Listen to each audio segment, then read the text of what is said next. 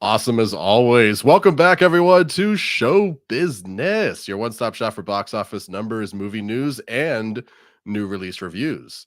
I am Lindsay of My Two Cents of Nonsense, and it is the one-stop shop, Mr. Charlie Brown. Take it from here. Tell everyone about yourself. Hi, I'm Charles. I just started a channel a couple of days ago. Hopefully, Woo. getting some views out there. 2 or 3. Now what, Gray? I took your disarming nature. Yeah, I'll have to go for both with this. Ooh. Whipping out the fancy words. Somebody else. Great. Say hi. I'm Gray. I forgot to turn on my camera, but it should be on momentarily. Yeah, just a minute. But hey, it's awesome to be here. Thanks for joining me, Rosales, in this team that we're on of no camera. So thank you, sir. 50-50 voiceover. Okay. Oh, now I'm alone. I'm a solo act. Woo! Rosales the rebel. I stand on my own. What can I say? So yeah, no, everyone. Thanks everyone for tuning in. Yeah, let's talk about some box office numbers, guys. There's so much to talk about. It was such a packed weekend. Well, Venom took first. I don't think anyone didn't see that coming. So yeah, congratulations, Venom. Let's see if you can do it for a third weekend in a row next weekend. Wild Robot, I think, is the real story here, losing 200 theaters and still going up 11% at the box office while you can watch it at home. That is sick. My girl, my Smile hanging on very strongly, only a 29% drop. That makes you happy to see. Conclave only loses 20% in fourth place, coming with another 5 million for it, and another new release here from Robert Zemeckis, pulling in an even 5 million. I mean, these are estimates, so it could go up, it could go down, but hey, good for it. I don't think it's gonna do amazingly well, but 5 million is 5 million. I think I'm the only one here that saw here, right? Did anyone else? Big boy. Tell us what we missed. Correct. You are the only one here who saw here. I do know that it's estimated at like $45 to $50 million budget, so that 5 is not good as far as anticipation goes. But how was the flick? This time last week, the estimate was 13 to 15, so they're way under, eating chalk right now. Oh, who knows? They could have a huge splurge of sales tonight. Like right now, people that aren't watching this Show Business episode are literally all racing to the theaters to go watch here. So it's actually going to shoot up to second place. Is my prediction. You can laugh at me when that doesn't happen, but I'm still going to hold true with it. Because I really liked this movie. Actually, you would. I know. Like I was at I am such a mark for this kind of like sentimentality and like the like stories about aging and like take what have place I done in with my one life? room. It's a total gimmick, but like it makes it kind of feel like a play. So for those that don't know, this is Robert Zemeckis' newest movie, and it's all shot in a simulated one take, and it shows just like hundreds, if not thousands, no, literally hundreds of thousands or millions of years of what happens in this one location. And so you see like prehistoric, you see Native Americans running around, you see a bunch of colonial stuff that's really cool, and then you see the house getting built, and then you see the first people that live in it and like the generations of people that come and go, and it's all in this one shot in this living room. And it's a gimmick, and I can see, maybe you'll bounce off of it, but this is such a well-crafted, well-acted movie that it really sucked me in. And there's so many different things I could talk about, just sing its praises. But one thing that I'm going to really draw attention to is there's very little music that's not diegetic. All the music you hear is inside, like the characters are listening to it in the movie. And so that just creates these emotional beats where you have nothing to focus on except for the characters as they're experiencing the story. And it's such a simple thing. Like I love music. If you watch my reviews, I put music in basically everything. When I cut show business into shorts, check those out. I add a little bit of music underneath it just for fun because I think it adds life to that. But sometimes you just want to focus on the characters, you just want to focus on the moment, and that silence, it makes everything so much more powerful. And this movie, it's just an exploration of life's ups and downs. Like I don't want to go on all night, which I could easily do, but it's a very beautiful, very poignant movie. And for me, who just turned 36, a movie about like, what have I done with my happy life? birthday, Lindsay. Thank you very much. Yeah, no, the timing was hilarious too, because I've been thinking about what I'm doing with my life all week, and then this movie's like, what are you thinking about with your life? Just stay in one spot. So this first billion years, is that like the first and second act, or is it just a montage in the opening sequence? It's essentially a montage, but it's a little funny because like we literally see the meteor that kills the dinosaurs. Apparently, it hit in whatever. But you're East saying no Coast- music, like Say it we're again? seeing the dinosaur Armageddon, but there's no Aerosmith or anything playing. It doesn't make sense to me. Well, there's no Aerosmith, but they do sneak in a Who, yeah, as the meteor's like flying overhead. It kind of takes you out of the movie. It's a little distracting, but you know, I love the Who. What can I say? So I know nothing about this film other than I heard a lot of talk about the whole like de-aging technology. Does that take away in the gimmick? Because you are like with Robin Wright and Tom Hanks from like their Forrest early and Jenny. marriage too. Yeah. Well, But- they literally de-age them down to babies. The technology is amazing. Not literally babies, but so it's one of those things where like the further they are from the camera, the better it looked.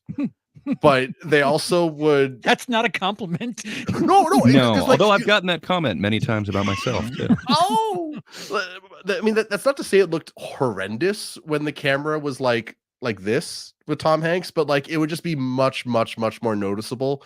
And there were a few times where like something was someone's face. Yeah, exactly. Like what Rosales is doing right now, but like not looking at the camera, like staring off into space as it's getting closer to the camera. It's a little distracting. But it's not too bad, honestly. Like we all know what young Tom Hanks looks like, and he looked like young Tom Hanks in this movie. Give me a reason to watch and or like this movie without Did he- discussing the gimmick. Look like Tom Hanks and like young Tom Hanks and walk like old Tom Hanks? Because when it came to The Irishman, that was the big deal. Yes, It's like De Niro looked like a young De Niro, but did he not move like a really young De Niro. shuffled like an old De Niro with arthritis in his joints. And My favorite example of that is from Captain Marvel, where you got Samuel L. Jackson de-aged, and he looks amazing. But then at one point, he has to like Yeah. stand up from being on his knees, and it's like, oh no, that is not Ooh, a those are 20-year-old creaky getting back bones. up on his knees. That is a man in his 60s or 70s getting up on his knees. Well, Lindsay, there- you're on the spot. Sell us on the movie. Why should we see it? As Charles was asking.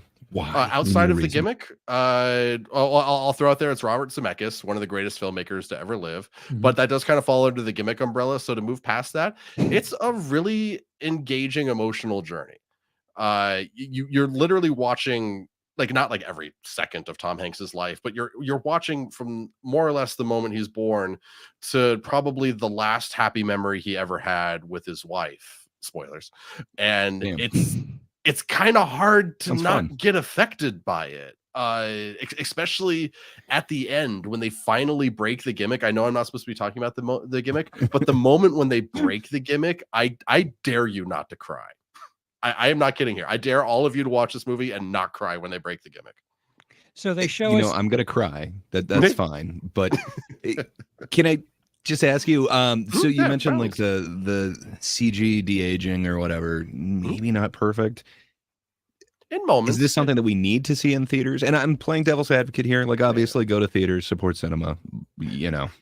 But is this a streaming show for you, or would it be? I would more actually of say watch it on a cinematic TV event? with a butt so you get that lower resolution so they look even better when they're closer to the screen. Keep this away from HD if you can.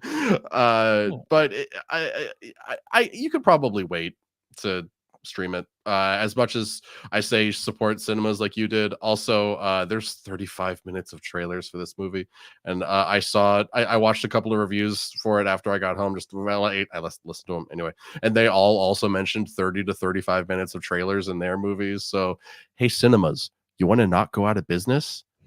Don't have 40 minutes of trailers. But that's a different subject. Where else are they supposed to put the commercials, though? You're gonna have to. You know what they sign up should for do? Like, there's Movies probably Plus. a reason they can't do that, but they should okay. So for $11, the movie starts at 3:05, but for $13, we tell you that the movie actually starts at 3:35. Like, could that be a thing? Is there any potential in that, or is there like some kind of deal where they can't do that? Like, So basically what you're saying is that there's 3.5 hours between screenings and there's only 45 minutes of film. pretty much, yeah. Mm. This is actually a really short movie too, which is another thing I would say in its defense, because so many movies are unnecessarily long these days. This movie is very aware of the fact that the longer you're looking at it, the more you're gonna ruin the gimmick, and so it's like a quick and clean 90 minutes in and out. It's kind of perfect, at least in So- terms of like pacing and like structure. It breaks the gimmick. At the very, very end. So why should I care about what happened in that spot a million years ago? Well, it's just like, well, Cavemen. have you ever thought about like what people that lived in your house before you did there, or like apartment or wherever I you're murdered abode? the previous owners. Well, I mean, yeah, obviously, who hasn't, bro? Like I mean- we're all on the run. You think Lindsay's my real name? Come on, bro. I do think about it every time I have to repair something in my house. It's like, what were they thinking? Who are these people? Right? or like an example that I'm dealing with in life right now is a lot of the trees around. This is the house that I was literally born here, but my dad's lived here my entire life. They moved in right before I was born, and there's trees around the house that have always been here my entire life, and they're dying. And it's like, so how do we deal with this? We got to get rid of them.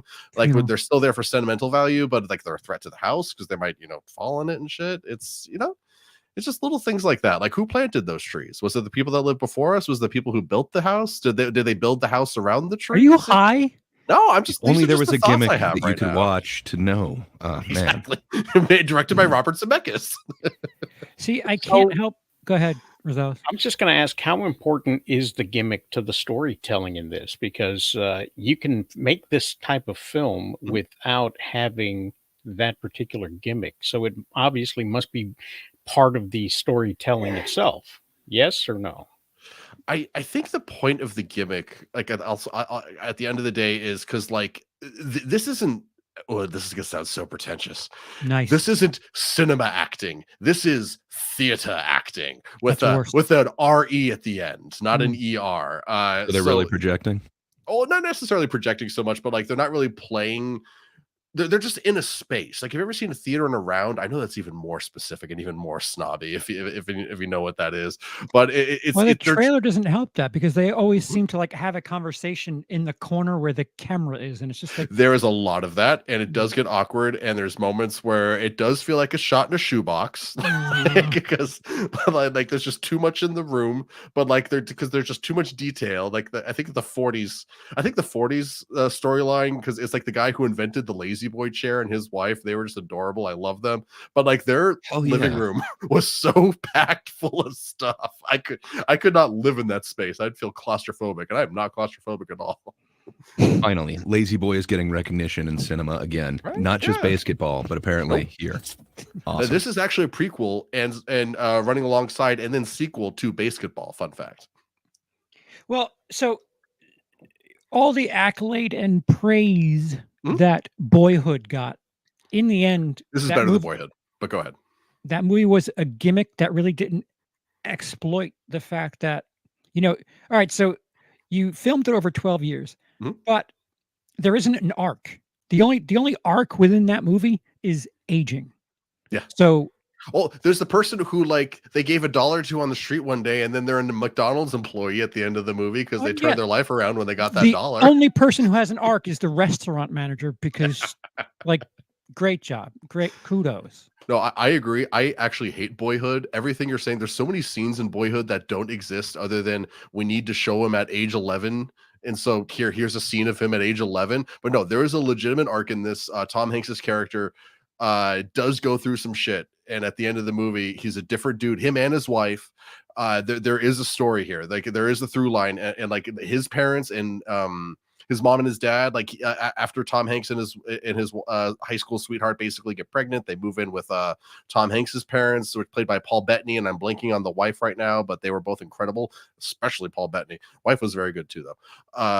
And they all these characters have stories, and they grow and they change, and it's not just like superficial, like I've learned that life has meaning. It's like there's so many scenes in this movie of Tom Hanks and his wife and Robin Wright fighting about the same thing over and over and over again, and it feels like it's not going anywhere, but then it does, and it's really satisfying. The movie literally stays in the same spot. It doesn't go anywhere.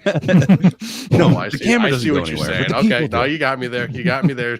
Well done, Charles. Fair enough. I mean, I'm definitely going to check it out, but I don't know. Sadly, I don't know if I'm going to make it to. I'm not sure if it's still going to be here in theaters in a few weeks, and I don't think I'm going to make it this weekend either. I don't expect that they assumed that they'd make their money back at the box office, so you're not hurting Bobby Zemeckis' feelings. Don't worry about it. This whole premise is such a first-time filmmaker kind of film with an incredible budget. Anybody who's making a film for the very first time, who has maybe just a handful of friends, will film something in their living room and have that be the one location, and the camera is where the outlets are, as opposed to where you What's would up, want Marcy? to place them dynamically. So, was that a paid spot, please? Oh yeah, Marcy's just popping in real quick, just saying it has been a busy week for me, but I'm back again. Heck yeah, you are, Marcy. Glad you're here, Well, yeah. buddy. Welcome back.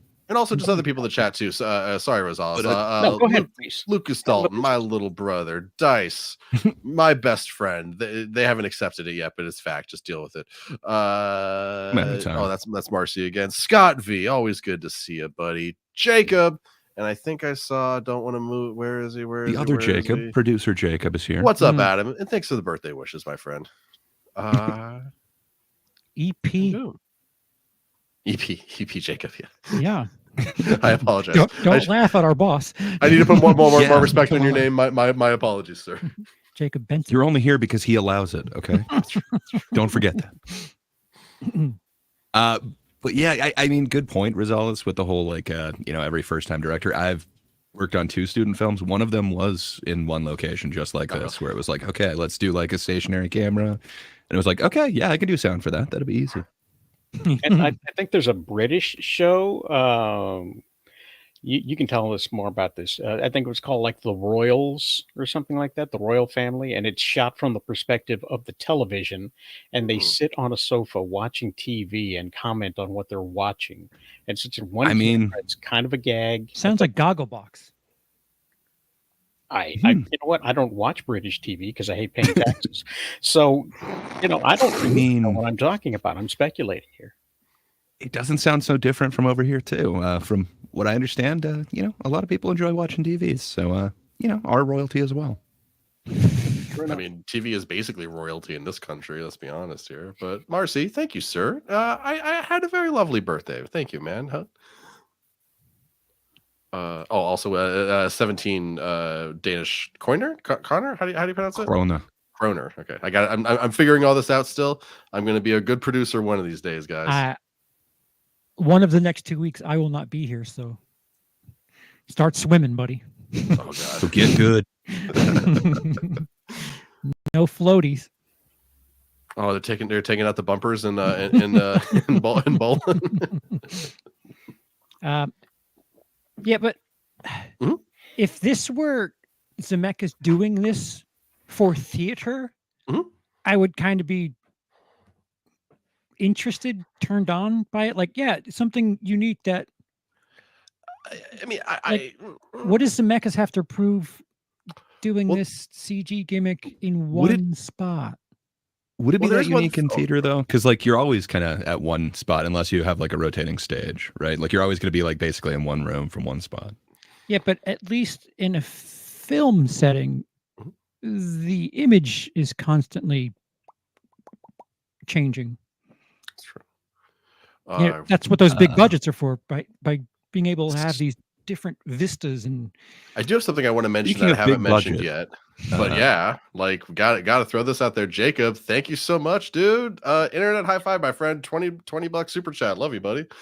Oh, yeah. That's $20 US, Lindsay. $20 US, not Canadian. Hell yeah, let's go. Okay. No, but seriously though, Jacob, thank you very much, man. So there is another thing that on the technical side of this movie that I haven't mentioned yet because it's kind of hard to talk about.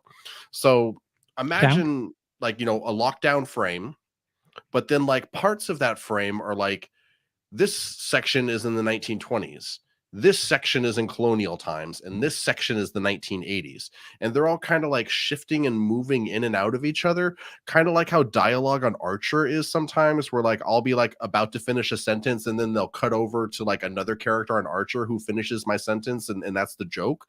Someone else saying the end of my sentence. It's like that, but shifting between different decades and times. And there are moments where I don't feel like, hey, so we're with Tom Hanks. We're with Tom Hanks, and now we're back to the Native American storyline for a moment, then back to Tom Hanks and back to Tom Hanks. I'm like, I don't think you needed to go to the Native American storyline in that moment, but for the most part, the way that you're shifting around in space and time in this like relatively limited area, it's interesting. I think that is a strong reason why people should watch this movie, but that's just me. Do they make it obvious like which one we're currently in? Like I know like with Archer a lot of times they'll kind of like gray out which one isn't like the current one that we're supposed to be paying attention to or something like that. Are they cluing us in as to like which of the four? And then follow-up question, is there like a time code on each of them so that we know like what decade we're in, like where they're at? There were moments I wanted a time code, I'm not going to lie, but it was also fun being like, okay, wait, that's an iPad, so that's present day. Oh, that's a TV with an ass on it. This has to be the 90s, considering she just turned 50. Like the moments like that were super TV's fun. got some junk in the Oh yeah. Oh no, it's got it's got that Baby Got Back. Is there a handout with maybe a key legend with it so that you know how to keep track of what's going on? There would always be something like super identifiable that you would be like the Lazy Boy storyline.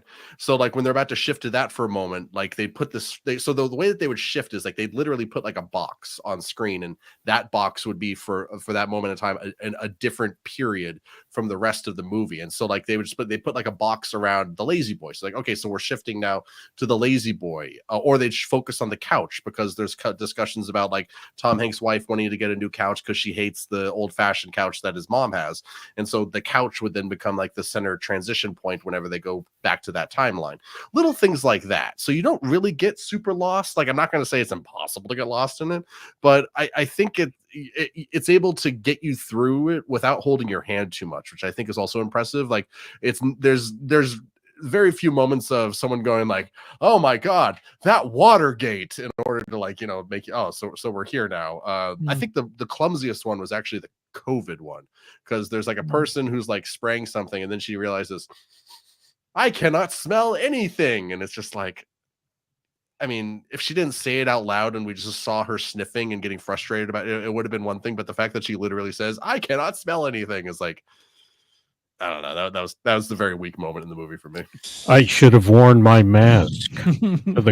She had a mask, but it was like hanging off her face. So it was like one of those moments of like, well, you had it and you're not using it, so come on. Do they go over 9/11? They don't, which I did think was interesting. You're in a living room, just show people watching TV. Yeah, I mean, it's also possible that like like there was I know there's things that I missed. Especially because like there's like a lot of mirrors in this, and so I wanted to like try and catch them messing up, because like, that mirror's not reflecting what it should have been. So there's probably moments where, and for the record, I never saw that. They did a very good job of that. But like there's possible like I missed like something on the TV, because the TV being on in the background is a big part of a lot of the more like the 1940s and on storylines, because Americans never have their TVs off, because that's just how we roll. Well, it turns into a phone eventually. Exactly. Yeah. It was actually kind of funny when I realized, oh, that's an iPad. Oh, so yeah, this is the pseudo modern timeline. Okay. It was like really off to the side too. Like imagine just like right here, like but like further back. It's just an iPad charging. It's like no attention drawn to it. It's subtle. That's the thing I really liked about this movie. It's subtle, mostly. So what'd you say? Sorry. But you noticed. Oh yeah, I mean I noticed. Like I mean I'm a genius though, bro. Like I notice everything. It doesn't sound very appealing. I'll be honest. It sounds like the more you talk about it, the more it feels like uber gimmick. That's fair. No, honestly, like again, this is like Boyhood plus, but like that's not saying much because again, I hated No. Boyhood, so most things are Boyhood plus for me. It seems to me like we are supposed to be impressed with his ability, the fact that he actually did it more than we're supposed to be enjoying the story of it. Mhm. That's Um, fair. because it's something that you wouldn't normally do, and you would, if somebody told you, "Hey, this is what I'm going to do," you would think, "Yeah, right. Good luck pulling that off." And so the fact that it got made is probably the one thing we're supposed to be celebrating, is that it got completed and done and is fairly uh, coherent, I guess is a Oh, it's definitely coherent. Like especially if you compare this to like Megalopolis. Like if I have to choose like a passion project that shouldn't work, but I would definitely take this over Megalopolis. Go ahead, Charles. What does that say for the rest of the industry that people, these proven names are making things like Megalopolis and here, and they're just not gaining traction. So, if anything, the people you would hope to take risks and kind of pull the industry forward are just punting. And if you're studios, you're like, yeah, see, there's no reason to not make recognizable IP because you guys don't want to see any of this shit. Well, I also don't feel like this really had much of a marketing behind it. Like I don't think I heard about this movie until like 3 days ago. So why make it? well. Well, There that's was I mean, What's Zemeckis? Are you going to tell him no? Yeah. there was a huge push by all of the actors and like the junkets and things like that all over media. These guys were talking to interviewers and whatnot and doing the rounds. So they were doing their best, at least on a Friday, to get the word out and be seen together, talking, lots of praise about each other and, basically kissing ass. Yeah, I just don't think Robert Zemeckis and Tom Hanks are the names that 1994 think they are. Well, maybe they are the names Well- that 1994 think they are, but it's not 1994 anymore. Right. Right. I mean, I want to push back on some of that though. Like, he's done so many of those like classic ones. Like, I don't know. I think Zemeckis is still a name, and the fact that he's willing to do something lower budget. This isn't, some $200 million budgeted thing. I guess this would be mid-budget, right? I get you. I get. Hey, you made it tiny. Weird. I'm just answering Jacob here because he's saying are artists not allowed to make something for any reason other than money? Well, yeah, I mean, but you're obviously correct. Like, it didn't make the estimates, and $5 million on a $50 million budget is not doing great. It doesn't seem like they had a huge advertising push, but they had to have something. So it's not just 50 million all in. So I don't know, man. Well, I'm just saying, I'm gonna see it, but go ahead. it sounds like Charles is most of the public who's not seeing this currently. I think they missed an opportunity by not doing a popcorn bucket. no matter where you go, it's just the popcorn bucket of the stays in room.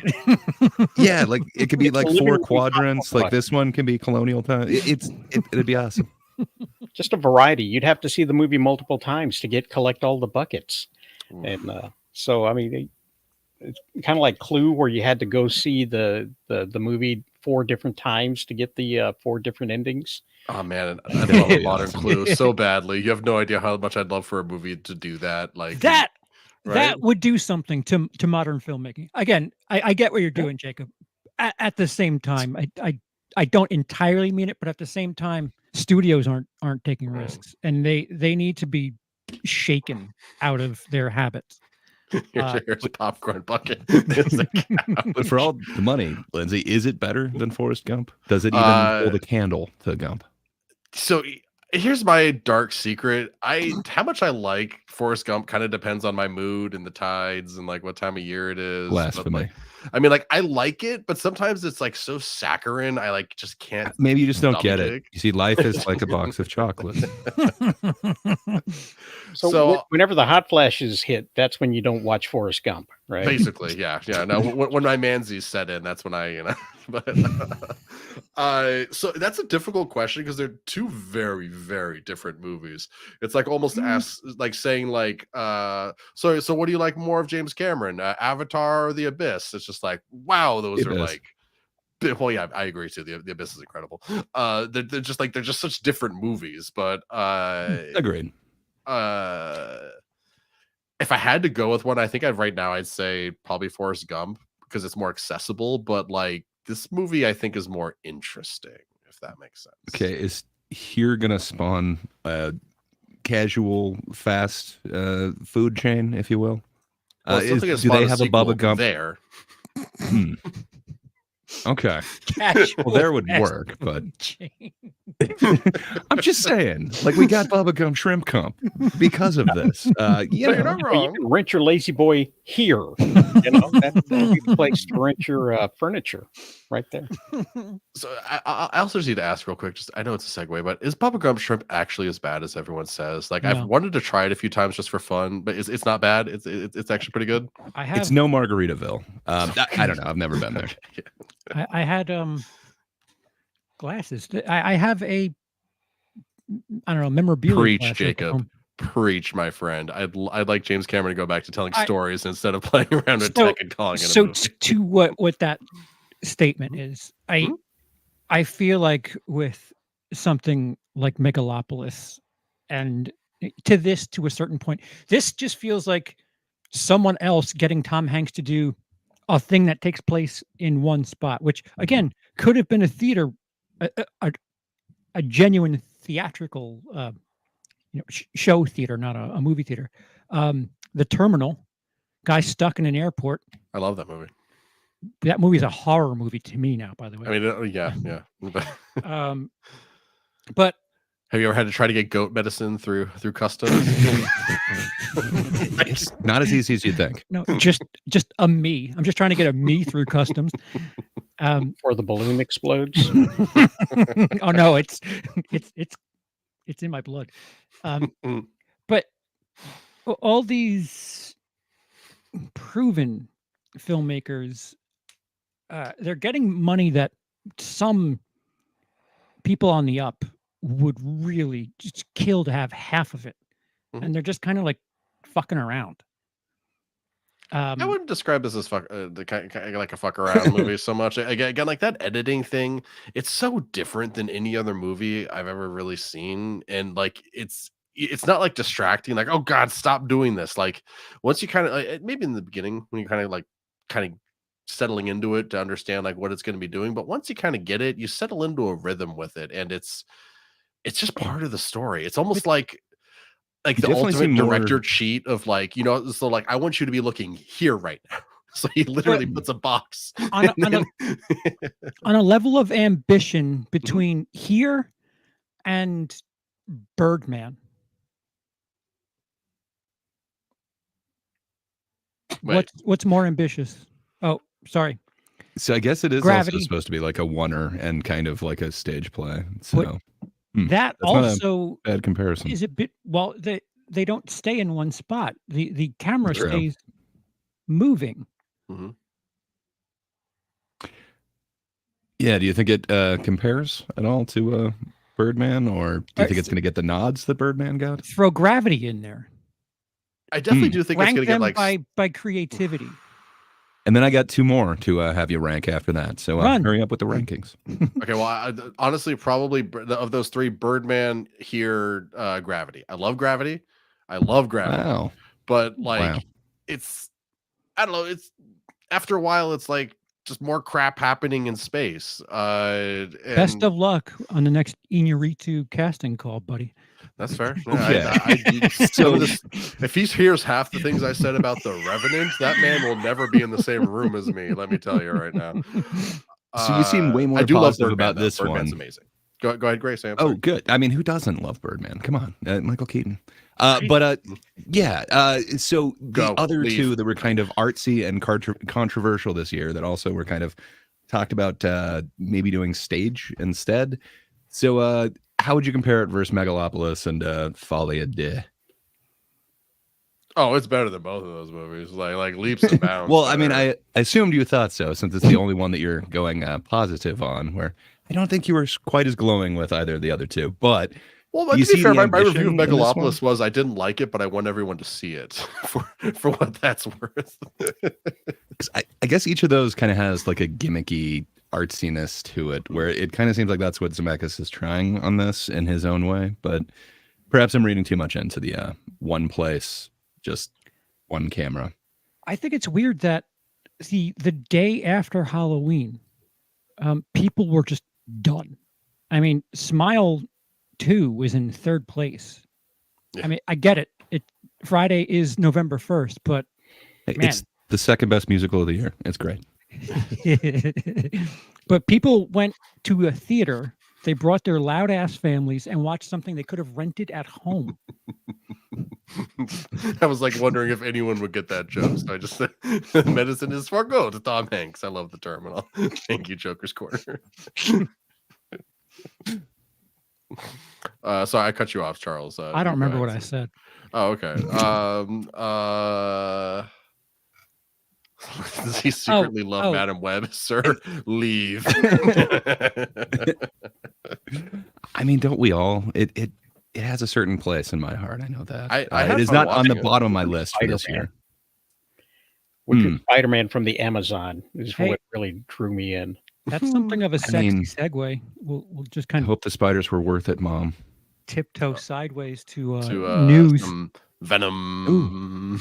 Venom. 6. Venom. Sixth Six. place? That's No, First- place, but 6 Gray's mil? got it. what? Venom, yeah, repeated, just cutting directly in half. 51 last week, 26 this week. Okay. But it was announced that Sony is making more Oh. villain shit. The Sinister Yeah, Six yeah. thing. Yes. Yeah. They're Oh yeah. there's an executive at Sony who is to the Sinister Six as whoever the hell in the 90s was to making people fight giant spiders. Like, I don't understand it. It's insane. How do you not fire someone after the third time they're like What do you mean, giant whoever? spiders? There's only one guy who always suggested it, and he finally got it in Wild Wild West. Come on, you know who that is. Mm-hmm. I will say I like the song Wild Wild West, but the movie, no. But so they're bringing Morbius back for this, right? Because everyone loves more than Jared fun. Leto. I Well, mean, so he did a the good goal would performance be once. so essentially what they're going to do is the big villain, the big bad in Venom 3, The Last Dance, Electric Boogaloo, Null, the heavy metal dark god of angstiness that created all the symbiotes. Sony basically wants to make that into a Thanos or a dark side, and then instead of having Spider-Man fighting it, what's going to happen is the Sinister Six is going to fight it. This cavalcade of Spider-Man villains, of like the Scorpion, Morbius, Bird Guy, played by Michael Keaton, Kraven the Hunter. Cavalcade. Yeah, exactly. Like, and it's such an aggressively bad idea. I'm impressed that someone wants to do it, but it's also just like, how many of these movies need to fail? And as these movies are failing, the fact that you're saying we're still going to do it, even as one is in theaters failing, is incredible to me. Well, it's not though. If Venom has something to do with Sinister Six, they're getting this like AstroTurf, I don't know, comfort from how well it's doing. Like, if you're not going to have very much Spider-Man going on in there, I don't know how you even think about being cocky or And this is comfortable. all Is there the, any Spider-Man in your Spider-Man movie? Exactly. Yeah. it's spider adjacent. There's spiders, man. Yeah, I don't know. So this is all part of the Sony universe, right? Right. So Like do they have access to the other stuff? Like, could we see Topher back in costume? Like, come on, the If true they Venom. pay him Like- $40 billion, probably, They but kind of, isn't that like a halfway deal with Marvel where they can do it? I have no but clue. That's what I was wondering. That 'Cause, gets a resounding jowl no. okay. Because I mean, like, you know, we got Toby and everybody else kind of coming back into the MCU. Is that, I mean, everything that Sony has done is off limits, or I think the thing it- Sony's done is on the table if they can negotiate it, but they are going Hmm. so far out of their way to keep this from any kind of Marvel thing. I don't think there will ever be a Sony standalone Spider-Man movie starring Tom Holland. I don't But- think Disney will let that happen. All right, so if they're trying to keep the licensing, if they're trying to keep their name on things, why just mail in Venom? Why not actually put effort in and try to tell a story that moves into different directions so that you could actually carry the thing? Well, you're asking How the do you wrong do? question. No, I'm not. Because I need Peter Parker to be the foil for Eddie Brock. Like you can't really. I don't know. It is kind of two sides of one coin, but fair enough. There have been solo Venom things, but you do kind of have to know the character. So it's wait, brain, come on, work with me for a second here. What was I going to say? so go Godzilla ahead. Kong, you Mhm. know, the franchise that Warner just doesn't give a shit about and cashes all those checks. It was Godzilla 2014, Kong Skull Island, and then by the third film they had their little get together. Mhm. And that's Warner. They know how to fuck things up hard. Oh yeah. So what is Sony doing with whatever it is they're doing here? I remembered my thought. So, Okay. This was and I said it last week. This is a writer strike movie because instead, Rosales up after me. I'm not saying that writer strike movie, blah, blah, blah. But it's the refusal to change the release date, which is a big issue that a lot of these studios have. It's like, okay, we've locked down this date for this movie. We cannot change it under any circumstances. And All so the that's how popcorn buckets have been ordered. We have exactly, Rosales, exactly. And so the movie then ends up suffering because they don't have time to make it right, but they still want it to be made anyway because reasons. Sorry, go ahead, Rosales. Yeah. Rosales, go for it. I was just going to say that there is a theory floating around, at least with comicbook.com and some others, that Sony is heading towards a storyline that involves a comic series called King in Black. However, that's a Venom story, and they just killed off Venom deader than dead.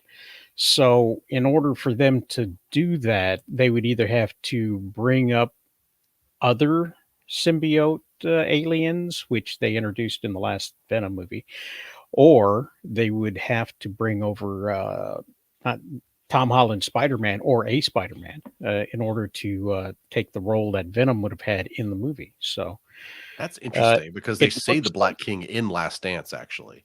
So there you go. The Yeah. King in Black is probably King their Black. their end goal. That's probably the story to look at to see how they're going to try to adapt that. Interesting. Because there technically is like a droplet of symbiote that is Venom that's still alive in one Yes. of the universes. I hate the universe hopping crap sometimes. And the movie does end with like a shot of Noel being like, "I am the King in Black," or the Black King, or whatever. Blah, heavy metal. Blah. I'm gonna be such a bad guy. Blah. And then the movie ends. So Wait, I thought Charles you said he seem- was yeah. emo. that definitely seems to fit. Is it a good storyline? The King in Black? No. I don't know. I didn't read Okay. it. Okay, But gotcha. I'm sure there's a Wikipedia page that'll tell you all about it. Like There is. my the larger scale of the question is you've had Madam Web, you've had Morbius. They're not doing well. I mean, I guess Venom is successful other than I mean, Spider-Man. Madam Web but- is kind of legendary, and think of the meme caliber that has come from Morbius. Come on. someone has to have been fired re-putting that in theaters. Has to have. No, they got promoted. Were you sure it wasn't Morbin time? Well, I was not. But But any day of the week that ends in Y is a good day to Morbin time. like why wait until after Venom releases to $30 million less than you adjusted your anticipation to why wait till then to announce your Sinister Six plans? Where I don't. Well, I mean, maybe they're Craven enthusiasm? with the second round of Spider-Man movies that Sony's was doing there. They were leaning towards that, but then that whole thing fell apart with the Andrew Garfield, I think, his version of Spider-Man. They were pushing towards that. But then, there's the all-important universal reasons for not doing it. Because Cool. of reasons. Cool. Like maybe they didn't want to kill, or they're trying to avoid killing hype for Craven the Hunter. I know you're going to sit there and say, what hype? And you're absolutely correct. But I wasn't going to say that. Oh, you weren't? Okay. I didn't mean to put words in your mouth. I apologize, sir. The Sony Spider-Man Universal writers, the people that are creating this whole thing, have latched onto something that makes their superhero universe uniquely theirs. And that is the transference of animal powers based on animal bites or blood. So, that's where the spider people get theirs from, is the spider bite. So it didn't have to be radioactive, especially down in the Amazon. And when it comes to the rhino, it's a rhinoceros style injection that gets him going. And Craven as long as it's Paul himself Giamatti, I'm cool with it. is gnawed on by a lion, so that's where he gets his powers from. And so it's animals and bites. So that's how they're working their way around that. So if you guys are looking for quality in that bunch, I don't know what to say. So then how did Craven get his power? What animal bit him? A lion. I think it was a lion. All of them? Every lion. No, tell the truth, please. I also wonder Fair if enough. how do I say this without being like a drama guy? So there's like impossible. Okay, fair. There's been all this stuff about. I won't name names, but I'll say that a bunch of YouTubers kind of put their foots in their mouths and embarrassed themselves this summer, and in not great ways. But they've kind of responded by just kind of ignoring it and just just kind of proceeding as normal. So I wonder if Sony's trying to do a version of that, where they're just like, they just pretend like the movies aren't failing. Maybe Null will be a massive success. I'm sorry. I've been trying to figure out who it is you're stealthily talking about. I'll say a name that's similar to it, Mrs. East. Adam West? Mr. Beast. Oh.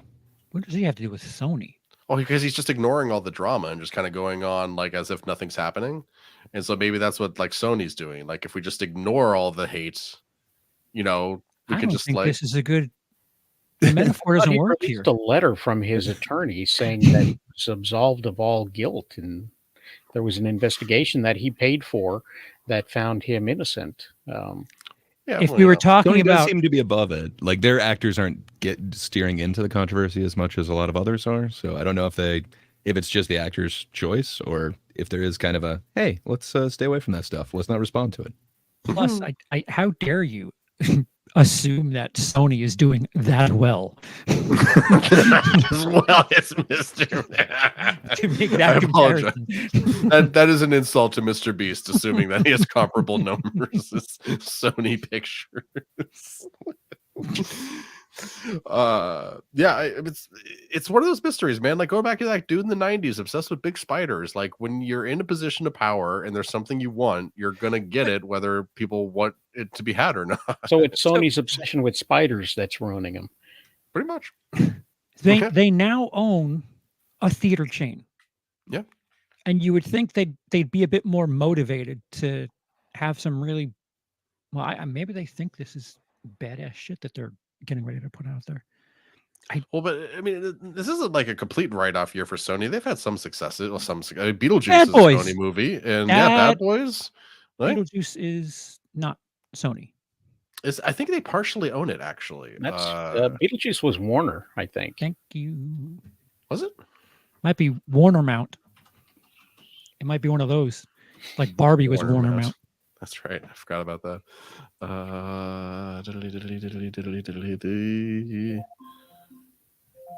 Well, Warner Brothers distributed Beetlejuice. Yeah, it distributed it, but one of the production companies is the Geffen Company, who I think was bought out by Sony.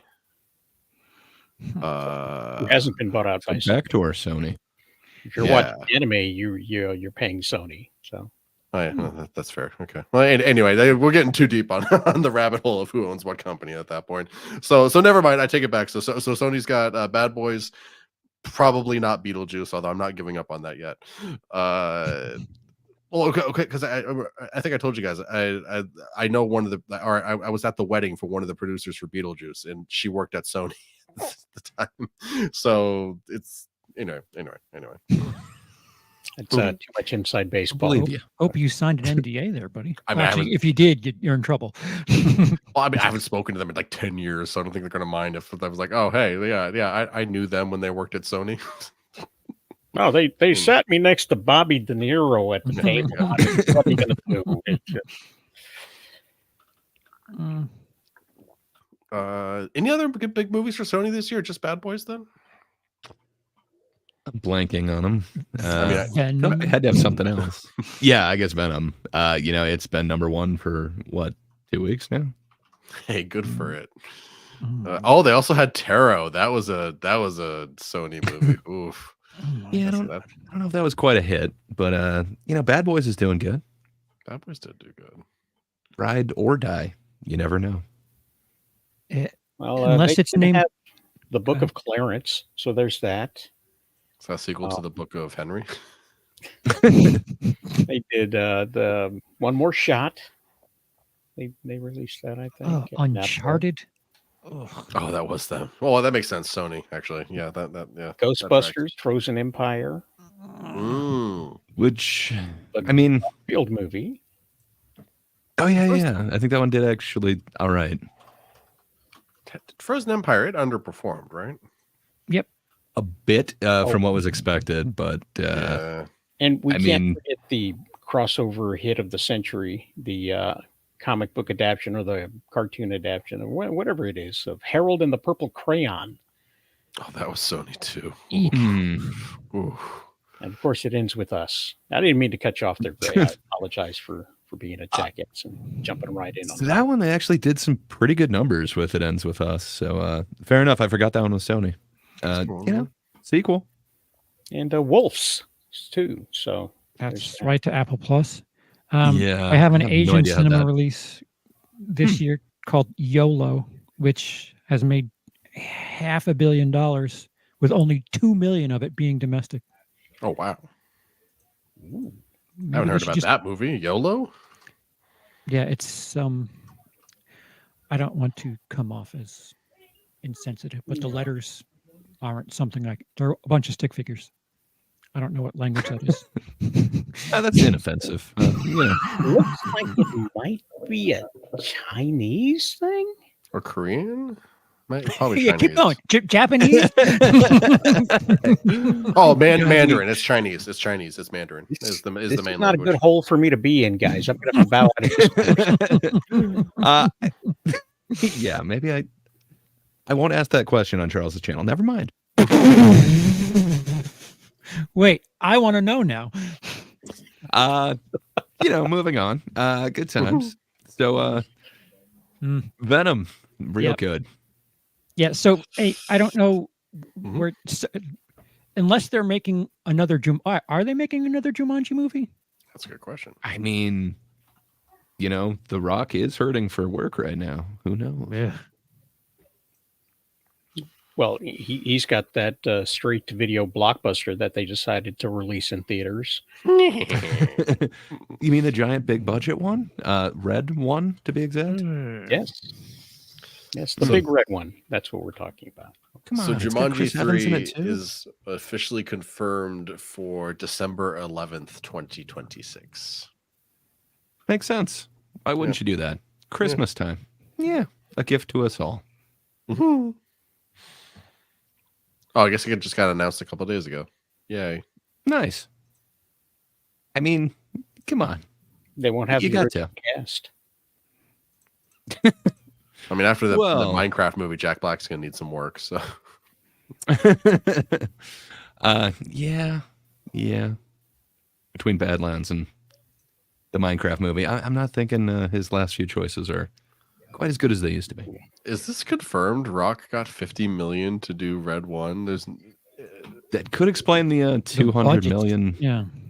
I mean, Oh, to move the Iron Paradise takes some money. You're not We can just make moving two- him to We can location. make 2 mid-budget films or have The Rock in one bad one. Let's get The Rock. He's going to look really jacked in it, though. So, I don't know. I think it's worth it. It's a trade-off. hold on. I'm looking at something here. Give me a moment. I can just see the writer going, "You hired The Rock? He's talking to a polar bear." Oh wow. Okay, so per Variety, it does seem that The Rock was paid $50 million for Red One. Based? Shocked. So that's why it's going to theaters. I mean, Yeah, but like, why is The Rock not even worth an $50 Avenger. million? I don't. well, if he got 50, how much do you think Chris Evans got? Because, that dude was a Captain America. That's a very good point, actually.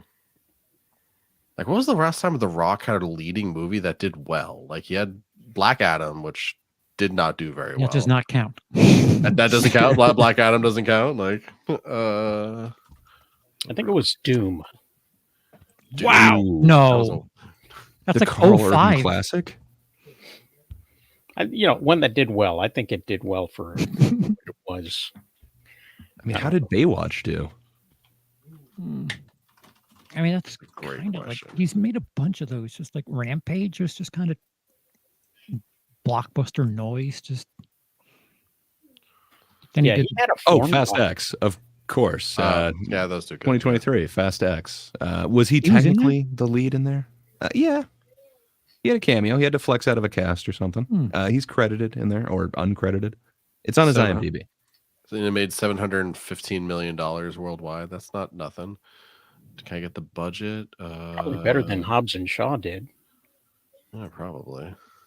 It Yeah, is Yeah, actually, criminally underrated. Best in the Hobbs and Shaw? franchise. actually, no. Hobbs and Yes. Shaw did better than Fast X. Good. Deserved. Love the passion from you there, Gray. Jungle Cruise, probably not so good. Wait, The Rock was in Free Guy? Why is Free Guy listed under The Rock's box office stuff? That is a good question. What are you How did doing the Baywatch numbers? do? I'm trying to find it. Sorry. But okay, Baywatch, 176 million. Okay. Probably pretty good. I'm assuming they didn't spend very much on it. So I'm guessing Moana's basically the one. I remember Rampage and Skyscraper weren't the best at the box office, but No, not really. Mm-hmm. Moana 8. Oh, actually, Moana only made 686 million.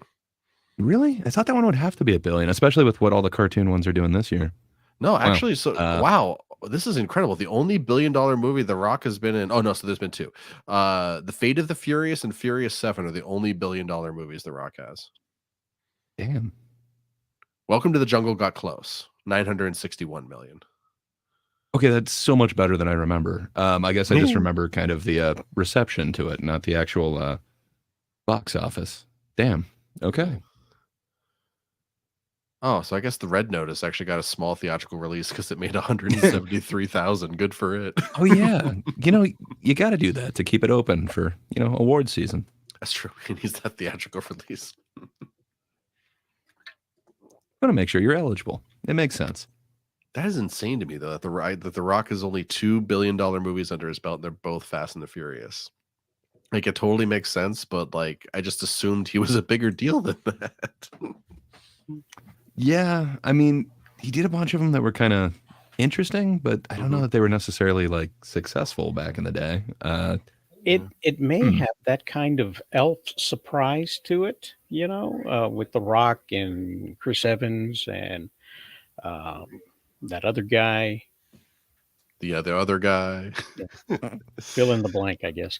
But if it has the right amount of camp and fun to it, it could become like a classic, like an Elf does, and have that rewatchability on cable TV every winter. I mean, I can't name the number of households that that have on replay that movie where the dude gets his eye shot out with a BB gun.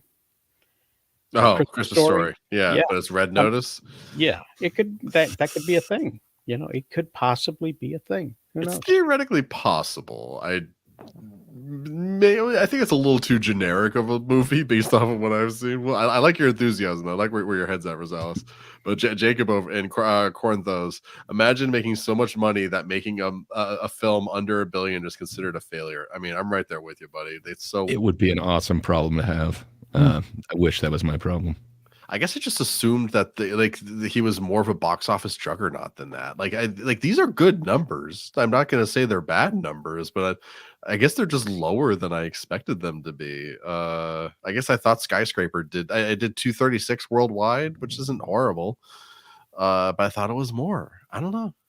When he has Jungle $50 Cruise actually million barely did 210 million. I thought it did better than that. Sorry, go ahead, Charles. When he has a $50 million price tag, that's not a Too much. great return on investment. That's a very good point. Yeah. Yeah, but that's post Black Adam. Come on, Charles. But then again, he also gets a producer credit because his company gets involved with it, and he gets some numbers in the back end. He shouldn't be taking 50 million. He should be taking 25. I don't think he should be taking 20, but hey, that's just me. I don't know. Like, is he actually like a benefit for a movie? Because he's got this thing about I can't lose a fight, I must win every fight, or at least come out equally to them. That's like, So, like- wrestling shit right there. Right? Usually that's creative control, like Hulk Hogan shit for wrestling. That's a wilted ego.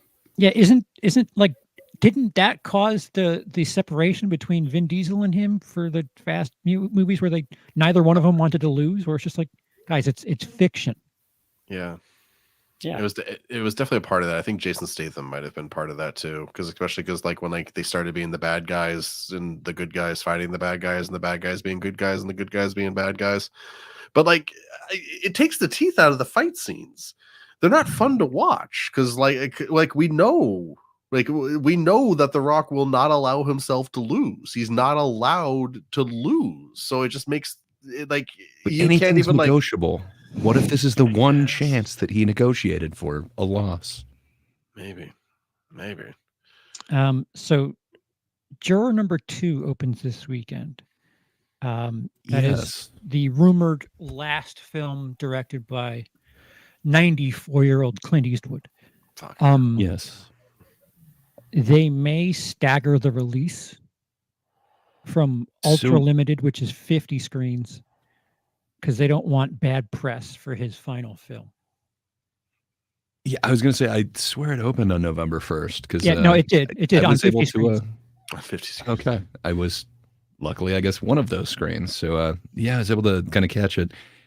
It's not bad, but there's kind of a lot of rumors into the production that Clint specifically works 9 to 5 and that's it. But that's not really how a movie set runs. Right. So I don't know. The rumors are it's kind of ghost directed and everything else. It's an interesting story. It's obviously a guy who gets selected on a jury, but he has kind of a past, and he realized he may be kind of involved in the case. Are you saying that more they extensive way. valued this film? Perhaps there are rumors about it. I don't have any substantiation on it, but perhaps you're just using a name. For us on this thing. uninformed, what the hell did that mean? Well, lately they've been wheeling out Frankie Valli, who looks like a mummified animatronic, to lip sync in front of the brand new Four Seasons, Frankie Valli and the Four Seasons. And basically, it's like a DJ is playing all of his old hits and he's lip syncing to them in front of an audience that paid to see a live performance. And he's shuffling around like a confused president, if you will, and holding a microphone up with a shaky hand and just kind of going blah, blah, blah, blah, blah, blah, blah. So it's not really a show. It's not really a performance, and everybody else is carrying the weight of it, Madame and- Tussauds? Yes. It's almost I'm not as sure. lively as a Disney animatronic, but not so much.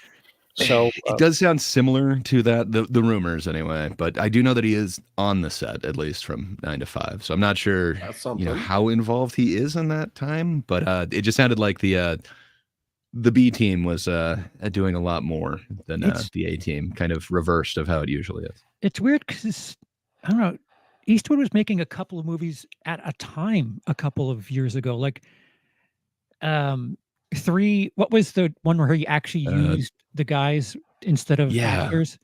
I always blank on that one. French. And wasn't that right around 1815 of Paris or whatever the 1560 whatever the time that The flight. train runs yeah, Oh, To the Paris. train, yeah. yeah. sucked.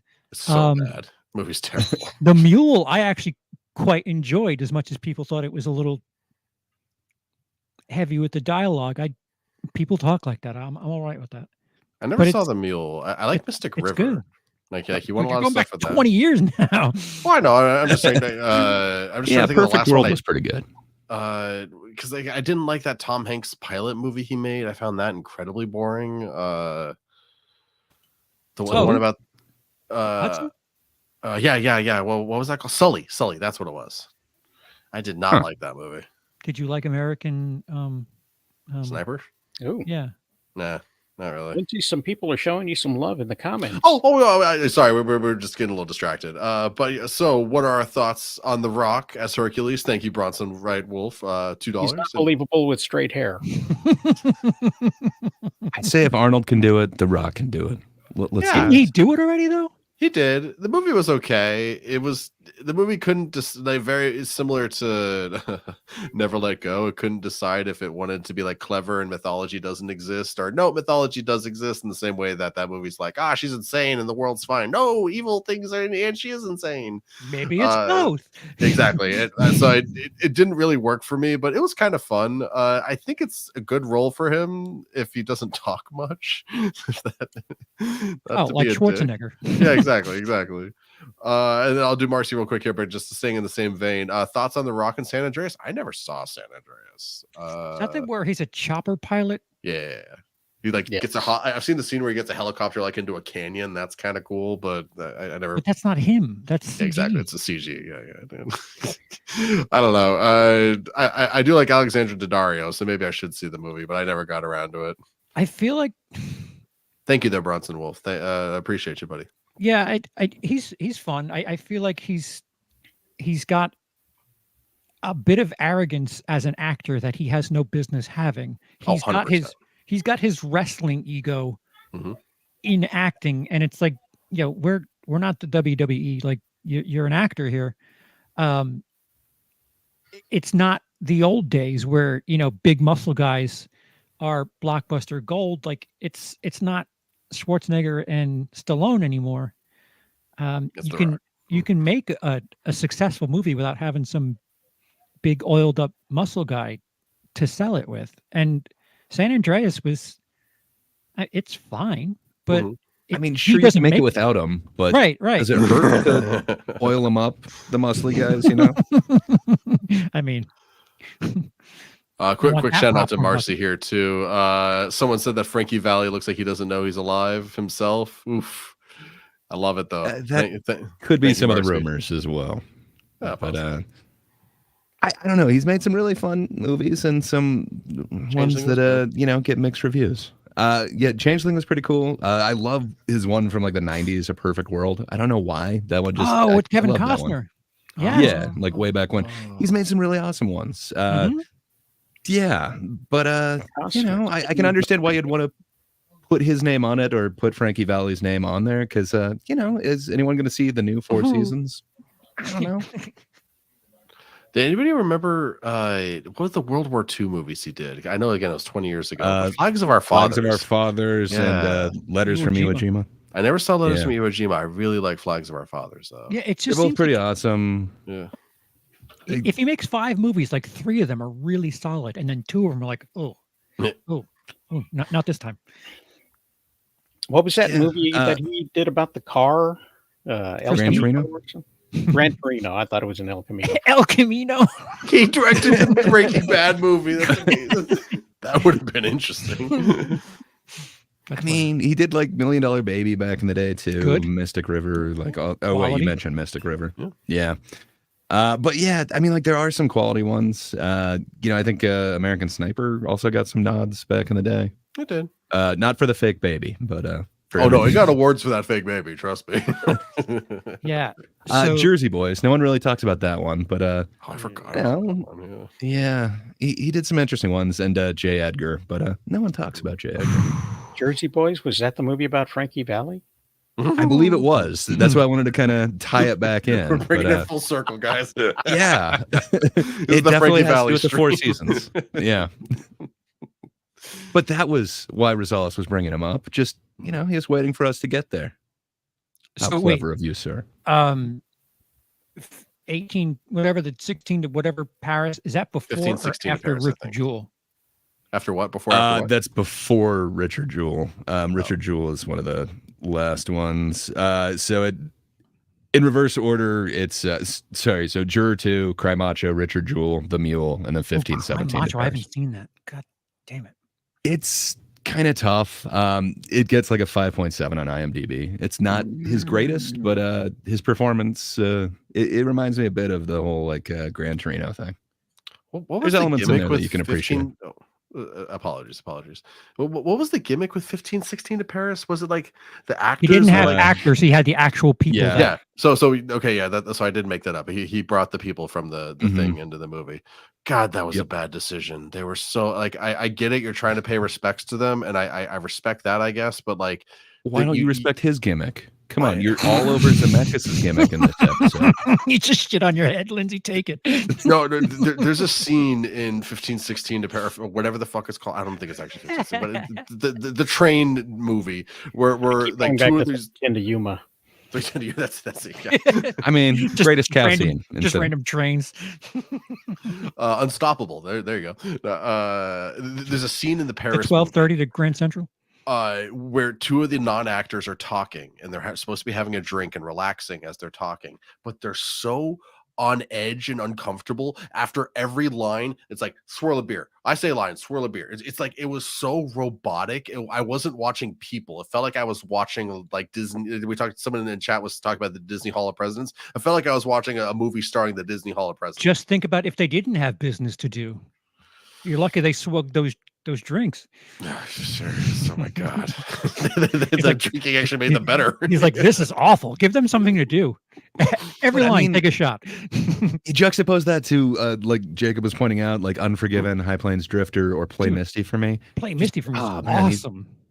All of those are It's just also older than all of us, though. true. What was the first movie he quality. directed? What? What was the first movie he directed? I think that's it. Play Misty for me. I think. Yeah, it was I 71. apologize. Play Misty for me.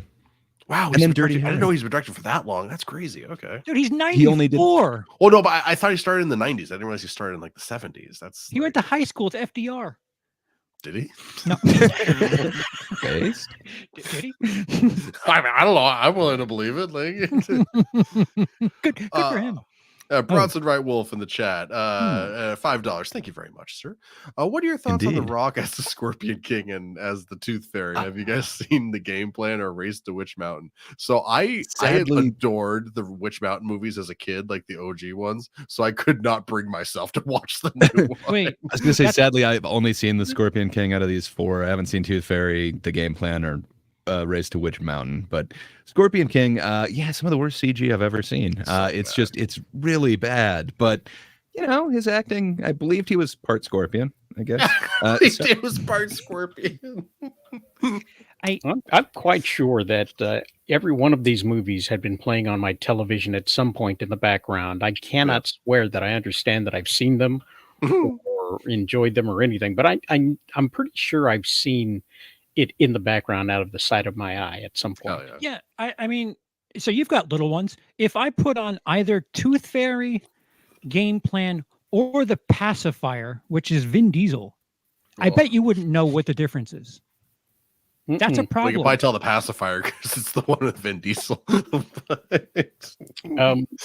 Big muscle bound. Pacifier. There was one movie that also had like a Triple H in it that was like with what? school kids at Oh. some point. I don't know if that was Yeah, the yeah, yeah. Pacifier. He was like a guardian or something, right? Like a Yeah, yeah. They wound detective up with or some kind of Louisiana float thing somewhere. I do What? remember that. Sounds like a fever dream. But I like some of his weirder roles. which mountain is you know, that? The like one he where he's was- a cab driver? I never saw it. I could. Two girls in the yeah. back? Yes, Right? a Jason girl and a Beck- boy. It Yeah, was a girl and a boy. Mhm. He was driving them around like it was some kind of Uber. yeah. And, There's a meme of it where he like gets shocked. Oh, yeah, I know the that meme is- more than I know the movie. Yes, the chaperone. Thank you, Troy. Very good, Troy. Yes. Mm. Okay. I dig some of his weirder roles. Like, I don't know. So he did Walking Tall. That was kind of like the introduction to like, okay, he can kind of take over a role. Then he was like, now I forget the character's name, but in Be Cool, he really played against type in this weird way.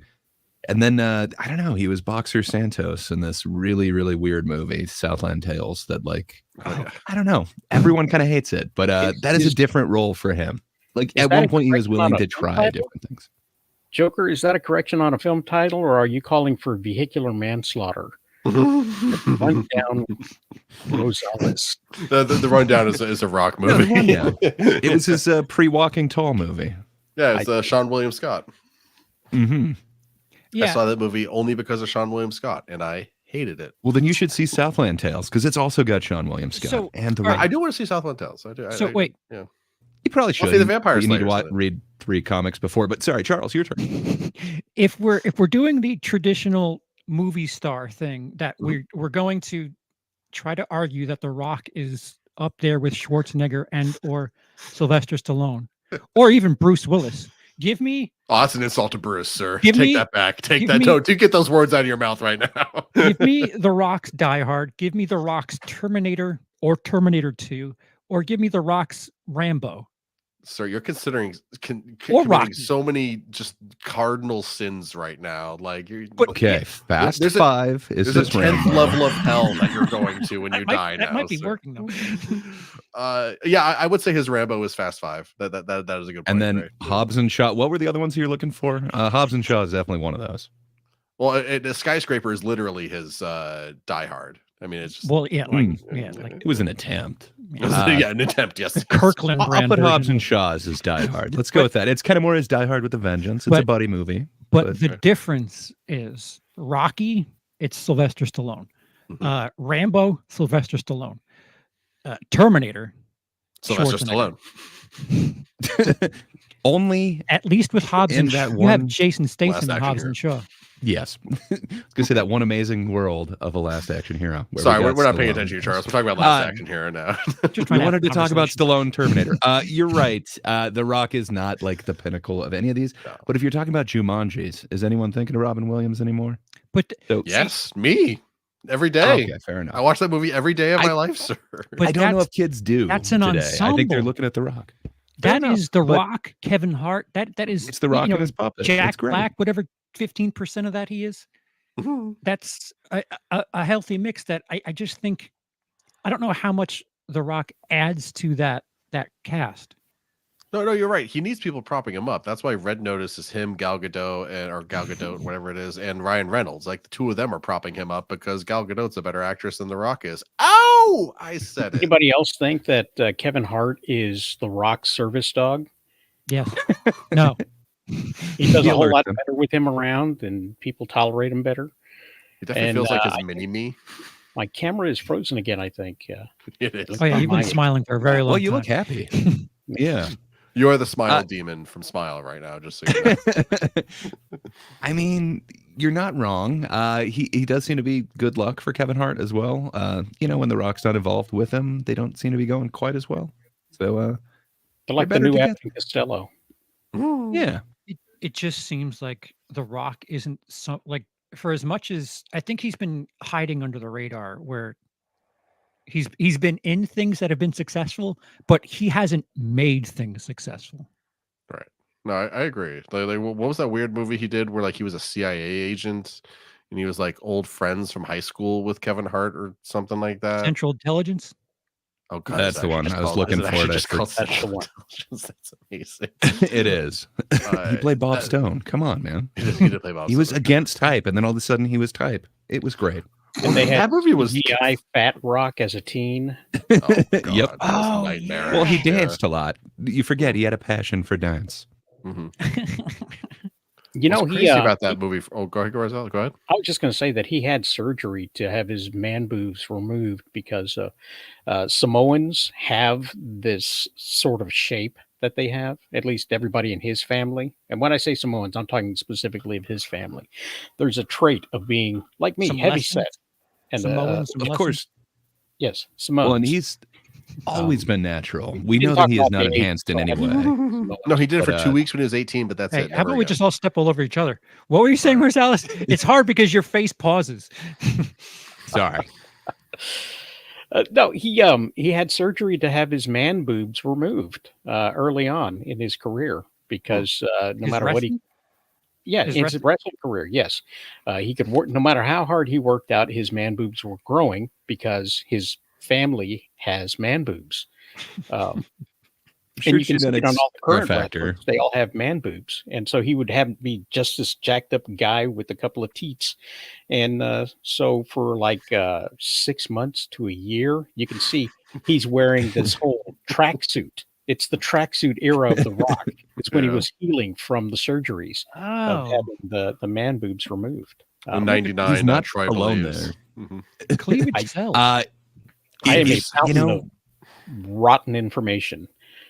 you are putting No, a lot no, of strange hormones into your body with the enhancements that they're doing. It is quite Allegedly. a common side effect. Yes. So who knows if people in that version of sports would do that? But it seems to be a little bit more common there than other places. So interesting. It's gonna show up for 2 Yeah. seconds. Don't get us in But I guess you trouble. could call that a gender affirming, reaffirming surgery. Fair enough. Definitely yes, he is, did get a yeah. gynecomastia removed. A lot of bodybuilders have to go through that too. For So, the sake of it's nice. box office, you put The Rock on the front of the poster with his cleavage hanging out. You're selling some primo 17 to 24 tickets. You know the thing about The Rock that weirds me out the most in terms of like his comedy career? It feels like he insists to sorry, this is definitely a segue, but I'm just trying to get away from Yeah, no, let's do it. He seems like he insists on improvising in his movies, but he is a terrible improviser. Like you watch Baywatch, you watch Jumanji. It doesn't feel like these lines he's saying are scripted. They don't have that feel to them. And It's like, again, especially Baywatch. it's the Okay, wrestling. but have you seen thing- Ballers? He seems natural there. I have not seen Ballers. It's the wrestling thing coming back where he had someone writing for him, and due to the reaction he was getting from the crowd, he kind of, Feels he he's better than leaned a he bit is. with the crowd. And if there's anything that's kind of sucks about filming is you don't have like the immediate, you don't find out what's working and what's not. Mhm. Well, Like, just he watch had that one. He had that one improvised line in Fast and Furious where he got that spit take from that guy, and that was an improvised line, and so now he has to improvise in all of his films, I guess. So he got one good reaction, and Yeah. he's forever doing it. You have That's to toe amazing. a fine line. If you watch Ghostbusters 2016, that is the other end of the spectrum where it's just like, do you have a script?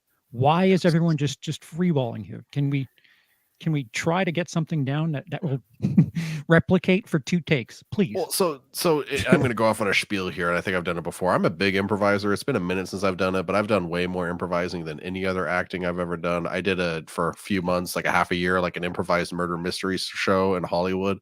There's a difference between improvised comedy. No, so like we had like set characters, but Yes, we did and? most of the stories and stuff. But anyway, there's a cadence and there's a rhythm to improvised comedy, and there's a cadence and a rhythm to scripted comedy. And if you like blend script and improvise, like you can kind of mix those together a little bit. But otherwise, like it makes for awkward silences and like when you're filming it, like because like, you have to have 18 different cameras on everybody who's in the scene because you don't know who's going to say the funny thing because everyone's just improvising every step of the way. It ruins the pacing, and it just makes it less funny. Like improvised lines could be amazing in movies. Some of my favorite lines of all time are improvised. But like when it's all you have, it hurts the movie. We need strong scripts for comedies, not all improvisation.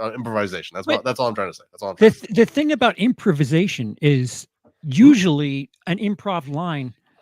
It's an accident. It's like take 3 out of 5. Yes. But yes. But 4 out of those 5 is a line that does not resemble.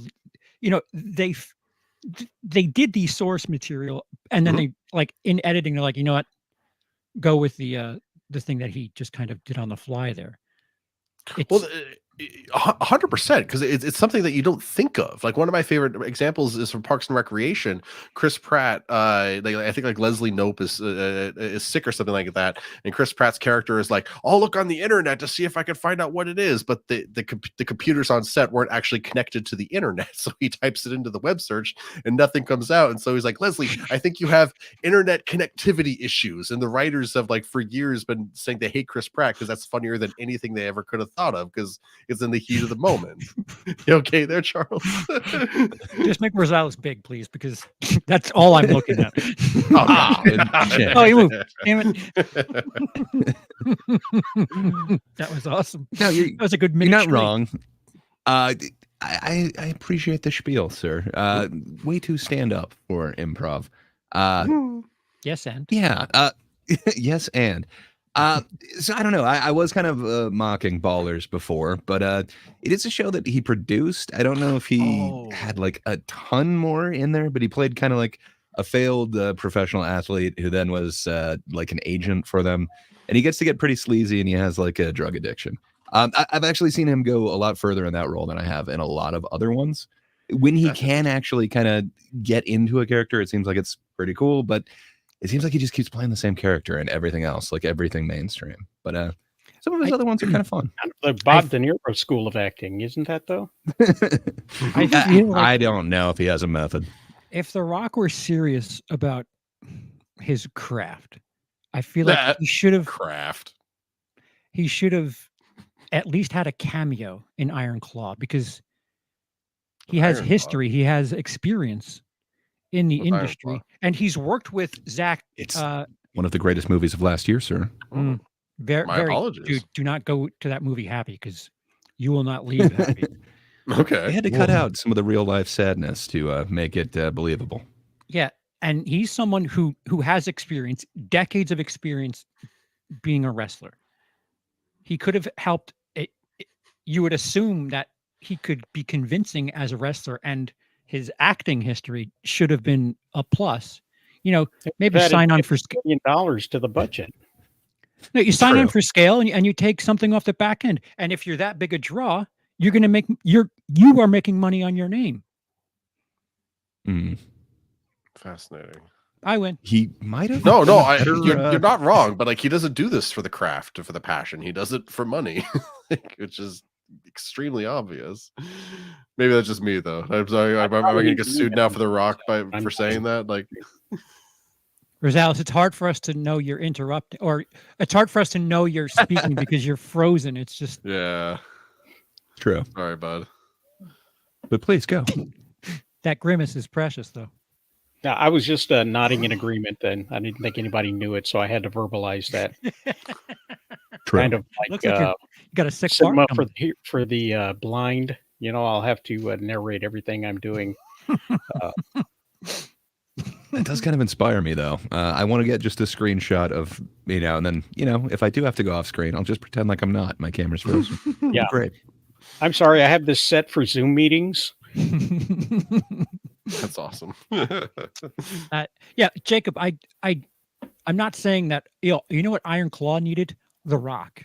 But what I am saying is, if he's as I don't know, into the acting as he claims to be, and like if he was that bothered by Black Adam not working, take your easy paycheck, do something. It's actually a good movie. It's not this popcorn disaster thing. I don't. Well, I mean, I wonder if it's like with Tom Cruise, like the way that he just took over The Mummy, for as instance, and completely changed it from a horror movie into like this action thing with like a sequence with a plane falling out of the sky. So like, is it the same thing with The Rock, where like in the moment he signs on, nothing else matters? The Rock is in charge. Like, do his productions go like that? How did he get to be that though? Like, why is he bankable like that? We need an oiled up, muscly dude. He has championed that, 100% mantle. Marcy. Dave Bautista is the best modern wrestler turned actor, in my opinion. I would agree with that. And he does stuff that isn't flattering to his. Are you guys forgetting about David Arquette, though? I mean, come on. I am. The man risked his life in a death match and almost got garroted. Oh, Who? shit. What? That's the wrong word. That's the Carotid wrong- artery? Yes. A fluorescent light bulb was cracked over his head, and as the guy finished swinging, the rest of it came down like this and went up into his neck. And he Who? tried to leave to get assistance, but the match was still going on. So he went in and laid down, and the guy pinned him, and then he went out of the ring because it was. I guess he's not willing to put his life into it. Who? So, David Arquette. Oh, He almost You were put it all concerned out there in the that ring. Rock was in a death match. But yeah, the other one that gets brought up. So Batista's great, but John Cena. I know it's hard to see him John in Cena's some really good. roles, but another one that doesn't mind being the butt end of a joke. Yeah. hmm Oh, that's and what I like about it. I don't think he's got that clause that his character can't lose. Definitely he's not. played a loser so many times, and it's kind of great. And I wanted to mention Dave Bautista. Like the Blade Runner 2049 opens with him getting the crap kicked out of him by little twig boy Ryan Gosling. I love Ryan Gosling. That guy is in enough. better shape than me, but he is nowhere near Dave Bautista's size. Even in like Glass Onion, I don't know if The Rock would have accepted kind of playing that Batista character. I think that might have depicted him in an unfavorable light. Oh my god, could you imagine The Rock watching his girlfriend get plowed by another guy? Like, no, like he would have that scene removed from the movie. Yeah, Charles, have you not seen Glass Onion? That's a moment in that movie. Oh, Batista. I think Not about for The Rock. Jesus. I was like, what? Yeah, no. We're saying The Rock would not do. Right. Sorry, Right. we randomly went through all the wrestler actors we could think of. Right. Yeah, At some point, The Rock created a production company, 7 Cents or something like that. I don't know. what $6 it's called. Productions. Yes, there you go. Gesundheit. It's a complete And offense. he now anything he does is tied in with that on the production end. So he's getting a piece all the way around. He's in the producer grift. Yeah, but it's like it goes harkens back to the independent student filmmaker thing. I'm in it. I'm starring in it, and so if we make some money, you'll get a shot of it, but nobody's making any kind of money except me. So Producer grift. Yeah. yes, producer grift. Yes, you're far more concise than I am with your insider lingo. Grift. We need 8 producers for this $2 million project. How many people you need to keep track of money? All the those are the wrestler associate actors. producers. Sorry. Santa with muscles. Anyone? The Hulkster has some serious range. Yeah, dude. I saw Three Ninjas at Magic Mountain or whatever the fuck. The Hulk Hogan. He kicked ass in that movie. Do you remember that one? And of course, yeah, he's got like 3 of them that were kind of infamous. Good times. Yeah. What was the one? He was like a space bounty hunter or something like that. That's the one that I was trying to pull, and I was having a tough time remembering it. But I can remember the weird silver armor. Yeah, that's a fun one. Randomly, there's a dog being kicked in the background of one of those scenes too. That Jesus. Yeah. it's What kind of is happening? infamous. Oh, and also The Rock. We're just talking about wrestler movies, you know. We got to mention The Rock on Star Trek Voyager, one of the greatest episodes of TV ever, when he thank fought you, Joey Troy. Ryan. Suburban Commando. Suburban Hell yeah. Commando. Thank you, sir. That was actually going to bug me. Really appreciate that. Troy is my hero. So He is the cat and cream mouse machine. movies appear to be quite a thing, and Yeah. ones that are leaning into gender politics. On Netflix this past weekend was a film titled "Don't Move," and That was I an call it awesome segue. I did not understand how you were tying them, but I love it. But it's Don't it's Move. Lazy Strange Darling for me. There it is. I was like, wait, I've heard of Don't Move. Where did I hear this? Tell us about Don't Move. It Or so don't. If you don't want to, we won't make you. the movie opens with a woman having a bit of a flashback, and she's tossing and turning, and you find out relatively quickly that she's lost her child to an accident, Wow. and she goes to the site of the accident to jump off the cliff, and guy walks up to her and tries to talk her out of jumping, and eventually he's like Mr. Nice Guy and walks away, and she eventually follows him, and um then he kidnaps her and injects her with some sort of thing that Gray, help me out with this. I didn't None of see this is like really spoilers. Like it is still in like the thumbnail description. of it. Right. Essentially, she gets injected with like a paralytic agent. So, Oh, what wow. do you do to escape when you're completely paralyzed? So that's the So whole. that's why it's called Move Don't premise. Move. Okay. Exactly. But it does have similar things. Like it does take place in the wilderness. There is like kind of emphasis on color. There's this cat and mouse game between like this male and female. I didn't see the similarities initially until Charles kind of pointed them out, and it's like, oh yeah, there's like so many. I've really just kind of like scratched the surface on them.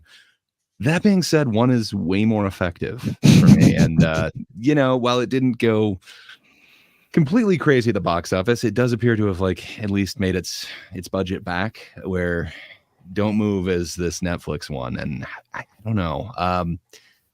It does kind of explain how you could get into that situation and what his motives are, but it doesn't feel nearly as satisfying to me as how it's kind of paid off in Strange Darling. I know we have become the Strange Darling showcast, but oh yeah, I really dig that movie, so I would shill for that any day. But By the way, Gray, did you this see was that not nearly as Charles got the effective. confirmation that the truck is blue? It is black, not blue.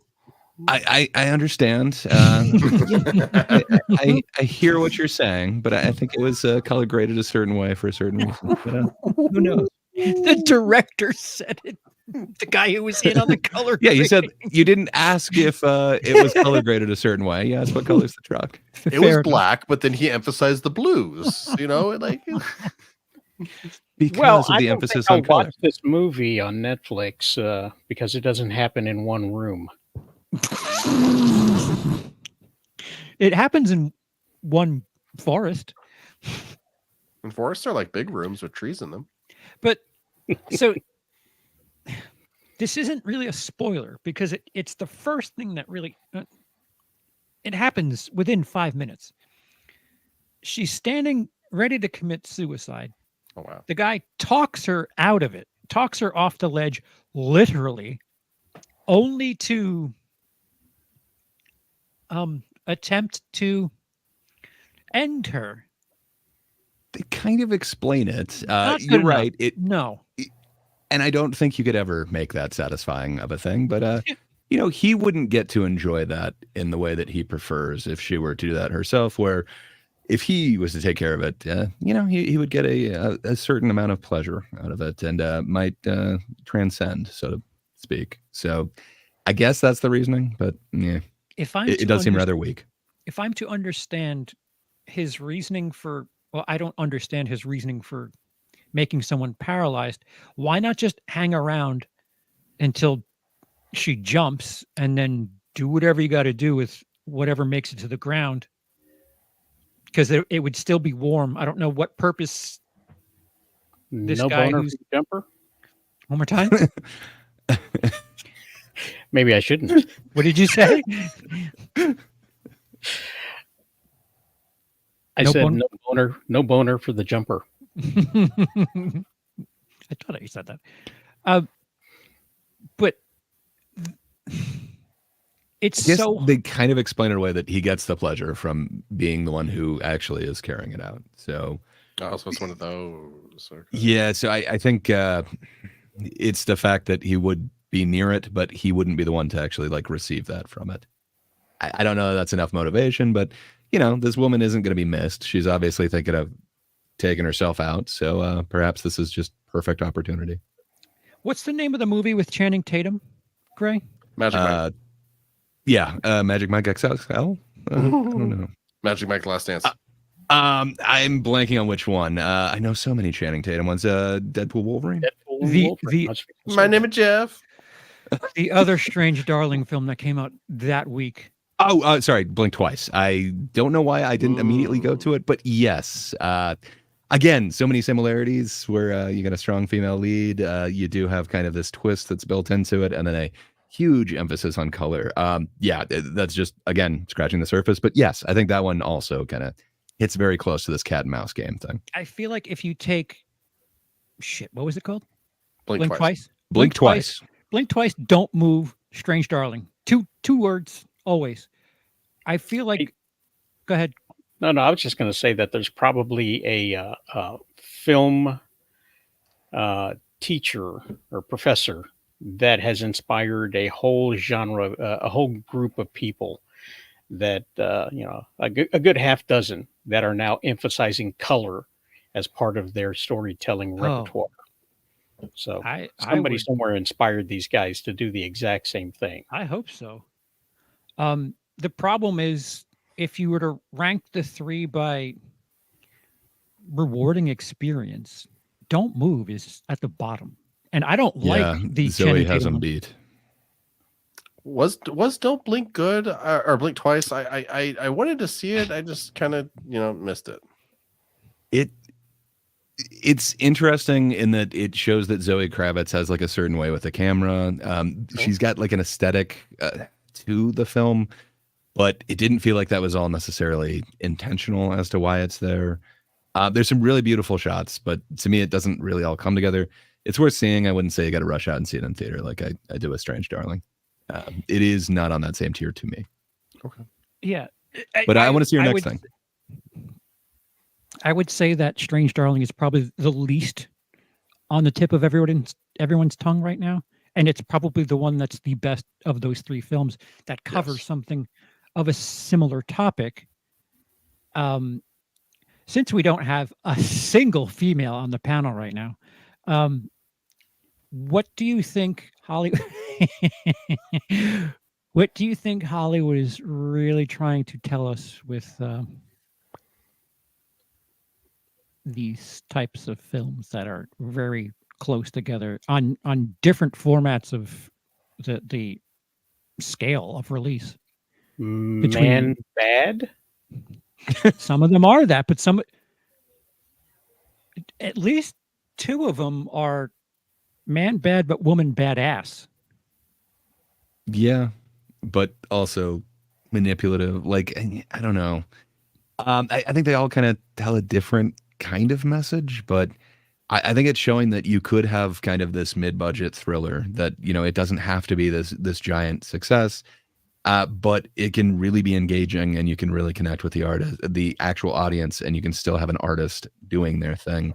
I hope that's the message they're getting. Blink Twice wasn't incredibly underperforming or anything like that. I know it was at least in the top 3 the week that it was released. I want to say it got 1 that first week, but Strange Darling made its money back. I've heard quite a few people say that you've got to go out and see Don't Move or go to your Netflix and watch it.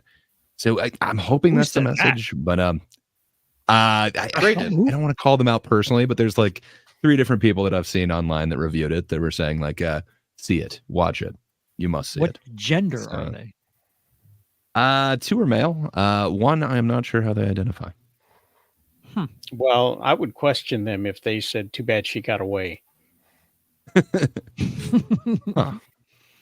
As far as stories, is there? Sorry, I was just gonna say, is there a message that I'm missing that you were going into it? So I apologize. Now I've circled back and really drawn attention to it. It's White sloppy. man Sorry, what? That's a white man bad, And, specifically white man. man bad. bad. I mean, pretty bad. So Mhm. the scores of Don't Move are what, Gray? That's a good question. I actually have not looked at anything on like that. I'm vamping, but give All me, right, so just a moment. So it caused me to look into movies that are being exclusively released to streaming, and these are some of the movies that I would call mid to upper tier that have exclusively released to streaming. Apartment 7A, Rebel Ridge, Wolves, Woman of the Hour, Hitman, Roadhouse, and Ooh, I forgot Axel about F. Roadhouse. Ooh. How Penguin, Marcy. are they Penguin. doing? Oh yeah, you recommend me any underrated TV show? Penguin's really good. I've heard. If you're looking for something horror based, From, it's on Prime, MGM Plus. I'm kind of obsessed with it. It's really good. Strong recommend. Very scary. Have you heard of Lost? Oh yeah. Yeah, no, the good way to describe From is Lost, but horror, like straight like take out all the goofy sci-fi stuff, just replace it with straight horror, and you have From. So sorry to circle back to those ratings. They're not as far off as I would think they are. So like on IMDb, Strange Darling gets like a 7.1. Blink Twice is like 6.5, and Don't Move is 5.8. So they're Okay, so within it like is- 2 points of each other. It is low, But it is in that lowest correct ranked. order. Yeah. Interesting. But not as Okay. far apart as I would think. Like to me, the chasm is much bigger than that. And it looked comparable on the other ones on like Rotten Tomato and stuff. When you think about the Wild Robot that's in second, you can Mhm. rent it right now, and it's still doing quite well at the box office. And then you think about things that are being exclusively released to streaming that really are just kind of, does it even matter anymore? Like, are they just trying to fill their coffers with content, or does making something good matter? Making something good very rarely matters when you're at the executive level. It's no, that's it. Just full stop. What's But they What's interesting is that there was the playbook for the CW was create content, because then we'll be able to license it out and make our money then. They didn't care really about the ratings. They didn't care about how much it cost to make. They just wanted to make content that they Mhm. could use on the secondary market, which was sort of the secondary thought originally with television. If you could possibly get to 100 episodes, then you could go into syndication. Mhm. I don't think syndication, does that still exist? I don't know. Yes. Yes. I think so. But, Not as yeah, big the a thing as it secondary used to market- be. Well, that's though. what Rick and Morty, they wanted that 100 episodes exclusively But- for Yeah. syndication. Oh, shit. But And that's the thing. that- Like everyone working on those shows, they kind of know that, and that's the goal of it, right? Where I yes, think with these streaming things, at least according to like Doug Lyman, like he thought that Roadhouse was going to theaters, and he really felt kind of Yeah. screwed over when it went straight to Prime, I believe. And then I think he also thought that there was a possibility of release of The Instigators, I think was his other one from this year. That I actually he also liked that thought too, was. yeah. I liked both of them. I think you're gonna have issues when you remake a classic, but if it's not seen through the Roadhouse lens, like I don't know, it's not the worst movie I saw this year. Mhm. yeah. Well, but if you think about before Disney started doing things, Netflix had, they had Stranger Things, which I guess they're making another season sometime soon. Oh yeah. But all of the Marvel shit, the Jessica Jones, the Daredevil, Mm. that was good. Yeah. Well, mostly good, and then it got really bad, but it started very strong. But it just seems like they're content making 2.5, 3 out of 5 star shit, and just Well, constant- Netflix will go about 2 seasons if it's not pulling in what it should, or be it the whatever it is that they're looking for. I don't know streaming, so I don't know what it is they're looking for. But if a show doesn't do it, it will be canceled after the first season. What was that? The Jupiter Rising or whatever that was, that superhero series that they put out. They spent a lot of money on Jupiter Ascending. Jupiter's something. Jupiter Ascending was a film. Yeah, but Oh. they had a series that was based on a comic. Oh, book. Jupiter's Legacy. That's the one. That's the one. I forgot And- about that. They were releasing the episodes. I don't think they released them all at the same time like they normally did. So there was a little bit of experimentation there. But they went on ahead and Alexa, stop. Knock it off, Alexa. But before the show was completely distributed out for everyone to see, they canceled it. So there was not going to be any season 2 on that because it did not reach whatever level of whatever it was, be it viewership, be it hours watched. They didn't have people subscribing and sticking to it because of it. And so they got rid of it. Stranger Things is an outlier that does not explain the entire way that they do things at Netflix, because it's going into its 5th season, and that's unheard of for Netflix. It's usually 1 or 2, and then everybody's aged out or whatever, and they cancel it. Well, there's been a few It's things that spin it like off into a bunch of Emily in movies, Paris so. got 3, Umbrella Academy got 5, the Orange is the New Black got 5 or 6. So it happens. It just depends on the rating and how well they're That's what I'm received. saying. It depends on Yeah. whatever it is that they're looking for, but a good bulk of what they've produced has not gone that far.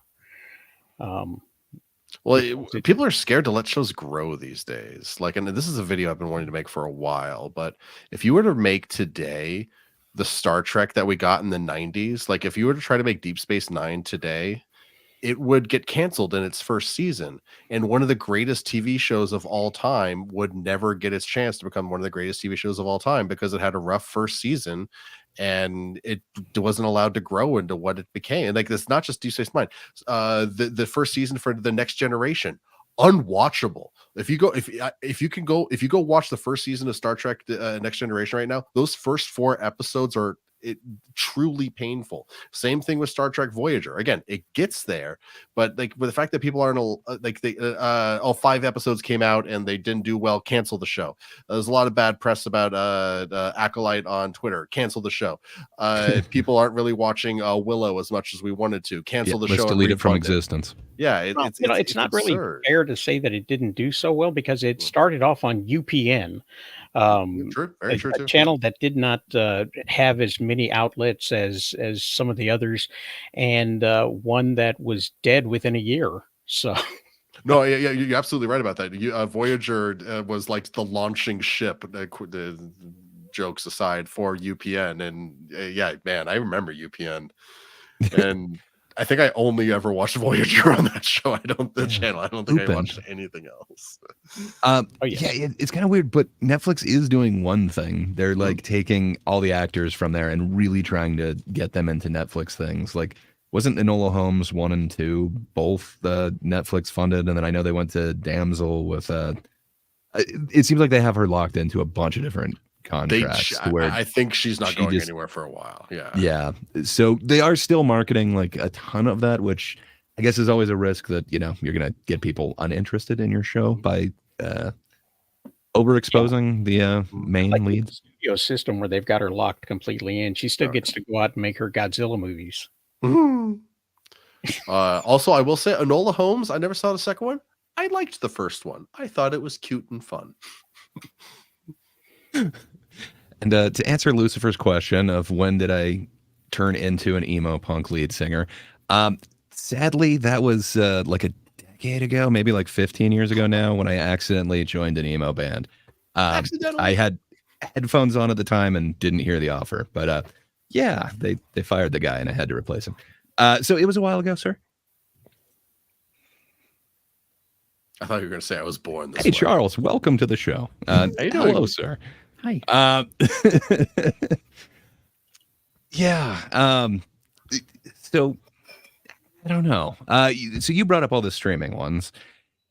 Do you think there's any chance that like any of these streaming ones are making money back? Like, we are kind of focused on the box office here, being show business and all.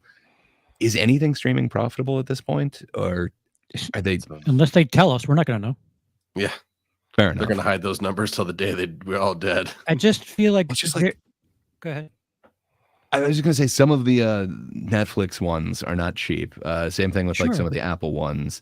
Or It seems like Disney? they're yeah, fair enough. Yeah, Disney is like over the top expensive, but Mhm. I don't know. They don't seem to be huge successes. I can't see how this would bring in nearly as much as the actual box office. It Or seems like the stuff that people talk about, like, oh, you need to watch blank, is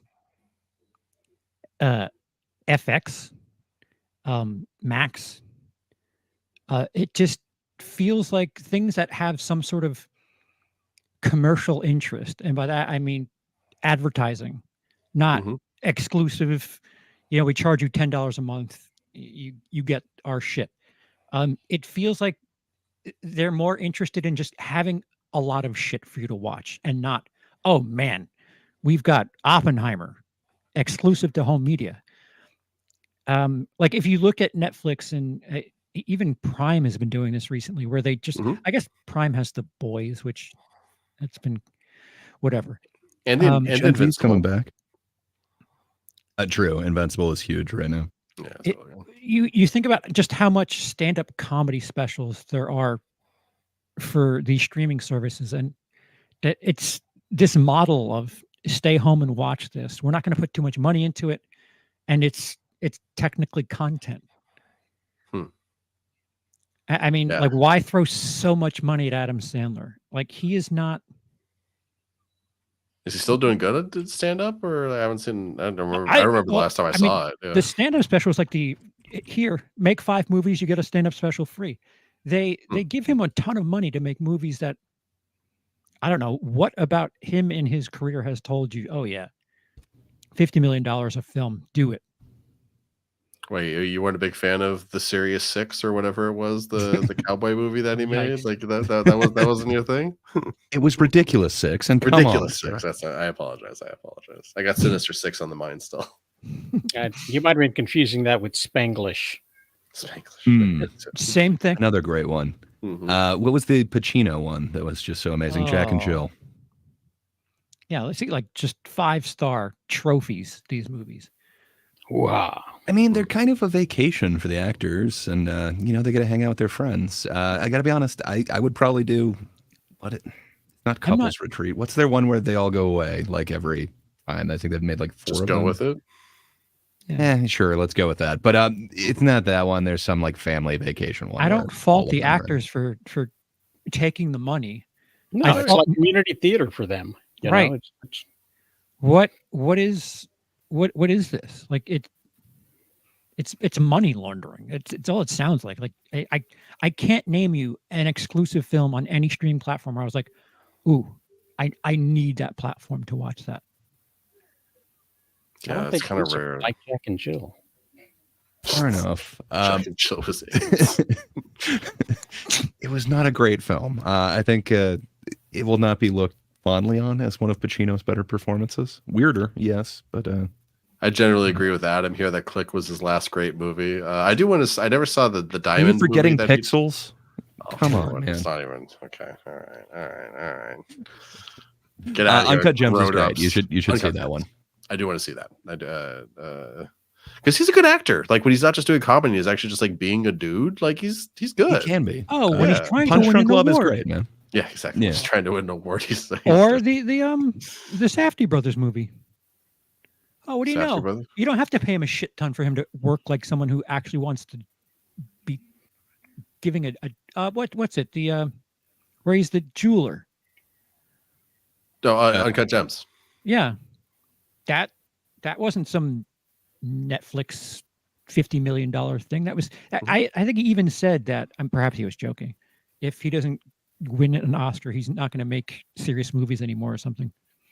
I also throw Big Daddy into the court of good Adam Sandler acting. 1999. Movies. Yeah, it was a while ago, but still. Nobody you know. buy this kid a Happy Meal. Yeah, exactly. Why not? Sorry, I just saw that Jacob had Uncut Gems, Punch Drunk Love, Funny People, Wedding Singer. That's Yeah. all he's got.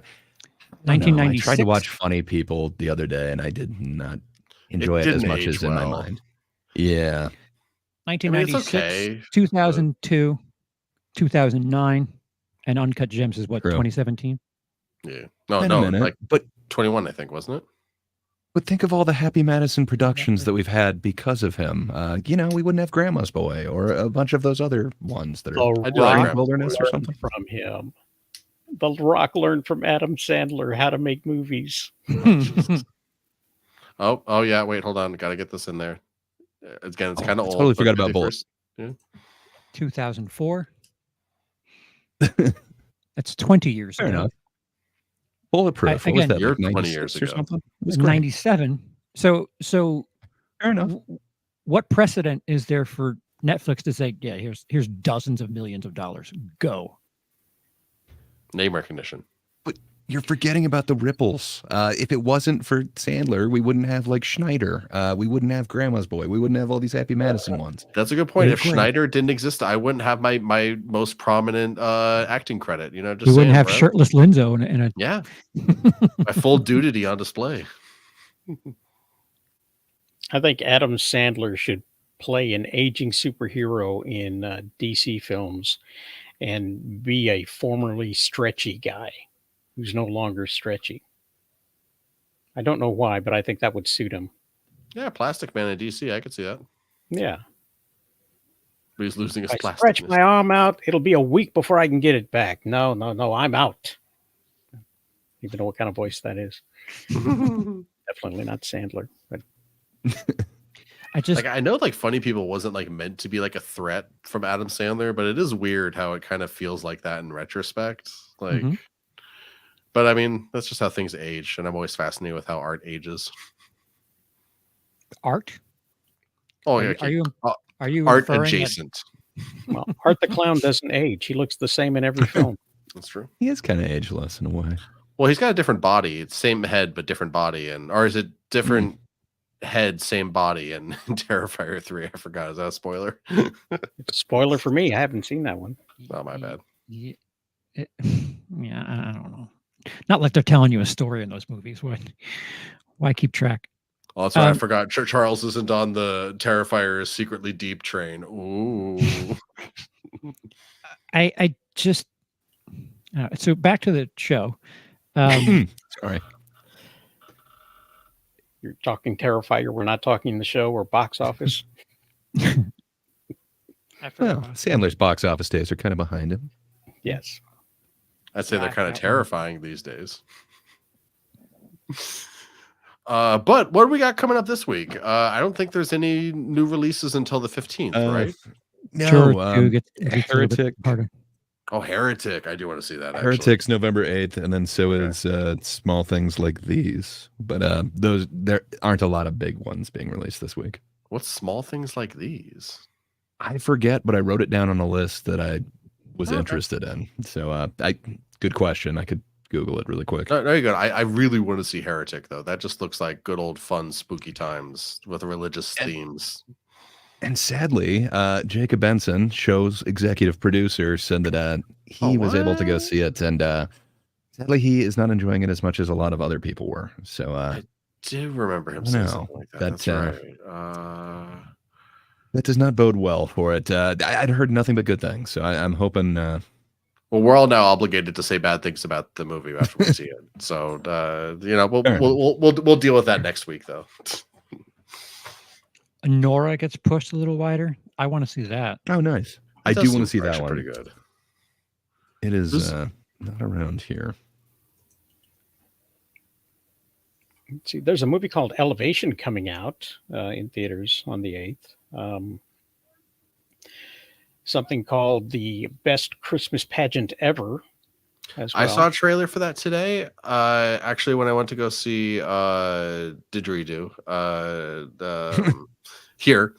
Wow, no. So, so the best Christmas pageant ever. It's like it's based on a book, and it's about like this town. They're putting on their Christmas pageant, but like the poor family in town. His kids are going to be a part of it, but they're like bullies and rough and tumble and all that, and the whole town's going to like come together and I guess make a happy Christmas for everyone. I don't know. I was watching the trailer, being like, I feel like I'm watching the entire movie right now. It's one of those. Probably the complete plot of the movie. Pretty But let's see. There's also let's see. Of course, Heretic, Overlord, the Sacred Kingdom. That's also in wide release, and Conclave expands out and comes out in more theaters as well. Nice. As well as a movie called Weekend in Taipei in limited release. That's cool. That's an action movie. Wait, the Sacred Kingdom thing. There's no way that's a sequel to Overlord, the like World War II Nazi movie, is it? No. This is a cartoon one. That'd have been sick. I love Animated. Overlord. Yes. But, After 12 years of playing his favorite MMORPG game, Momonga logs in for the last time, only to find himself transported into its world.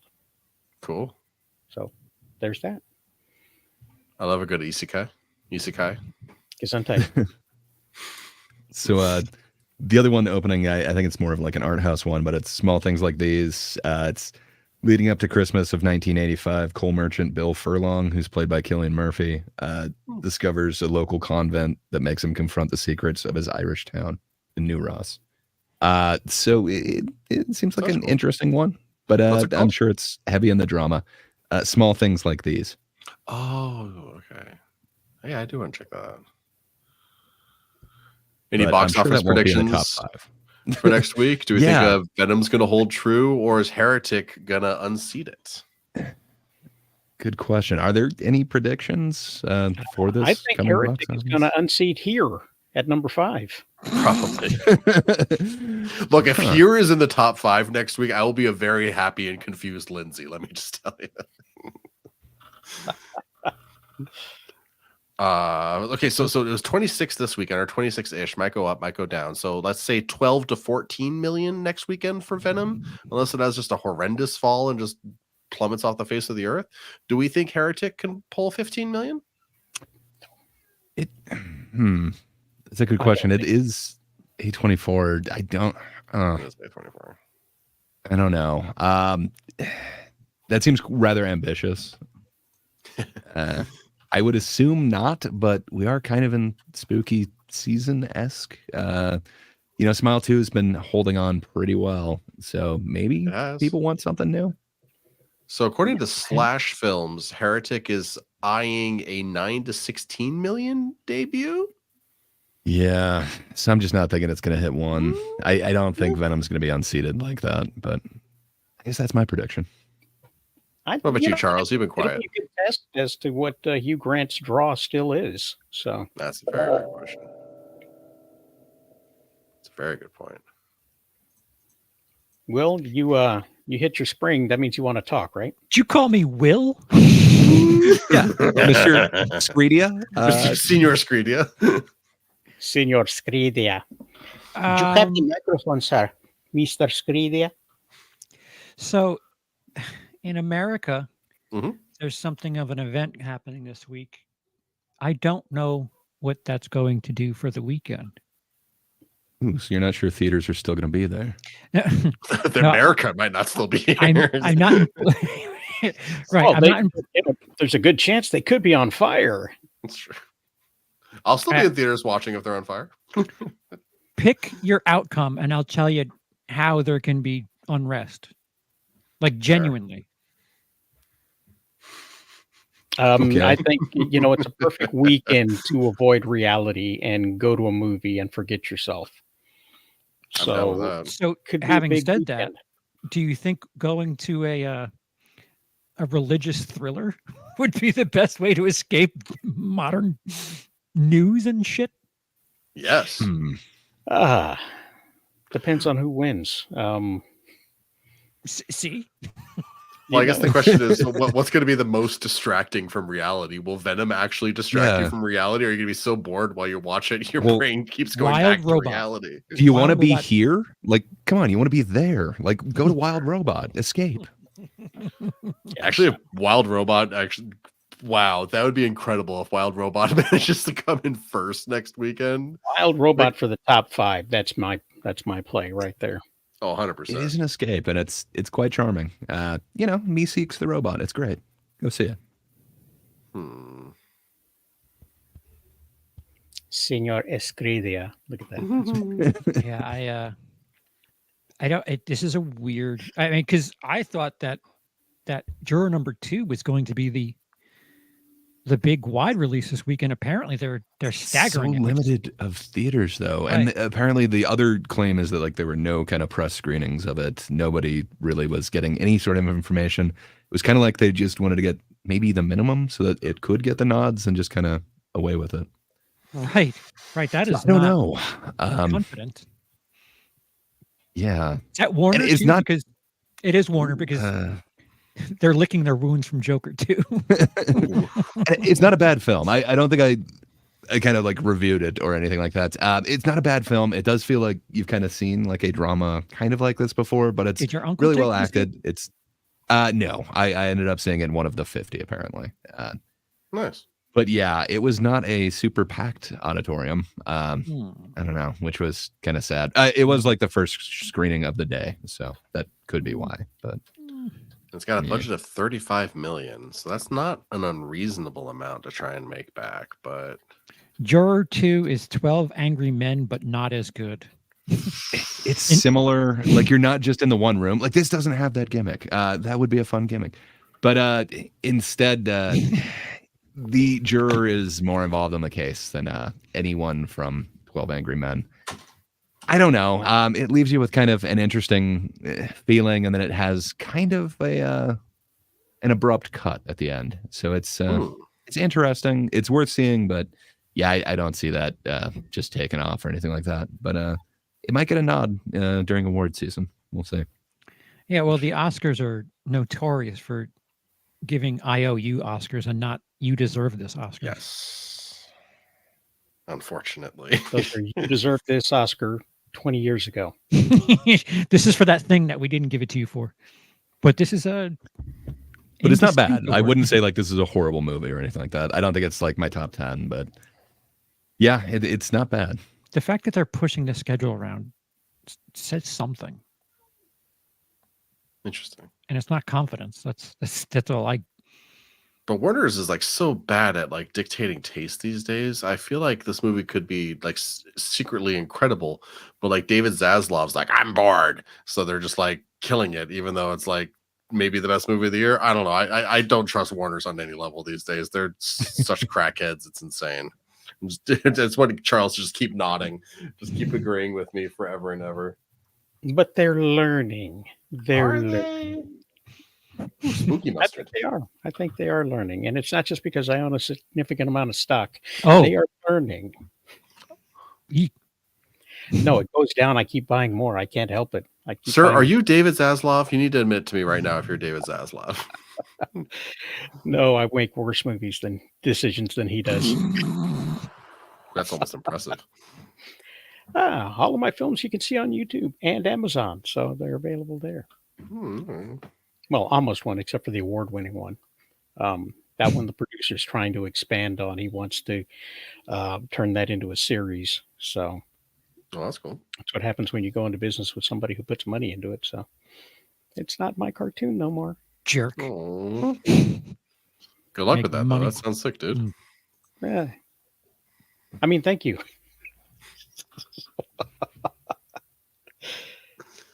Yeah, I don't know what numbers to. I'm going to be a crazy person, and I'm going to say Heretic is going to come in number one. I don't think it's that crazy. That's the thing. Joker's not going to have double-digit millions. Joker. No, sorry. Well, definitely Joker's not going to have Ooh, double-digit in millions. other news, water wet. Yeah.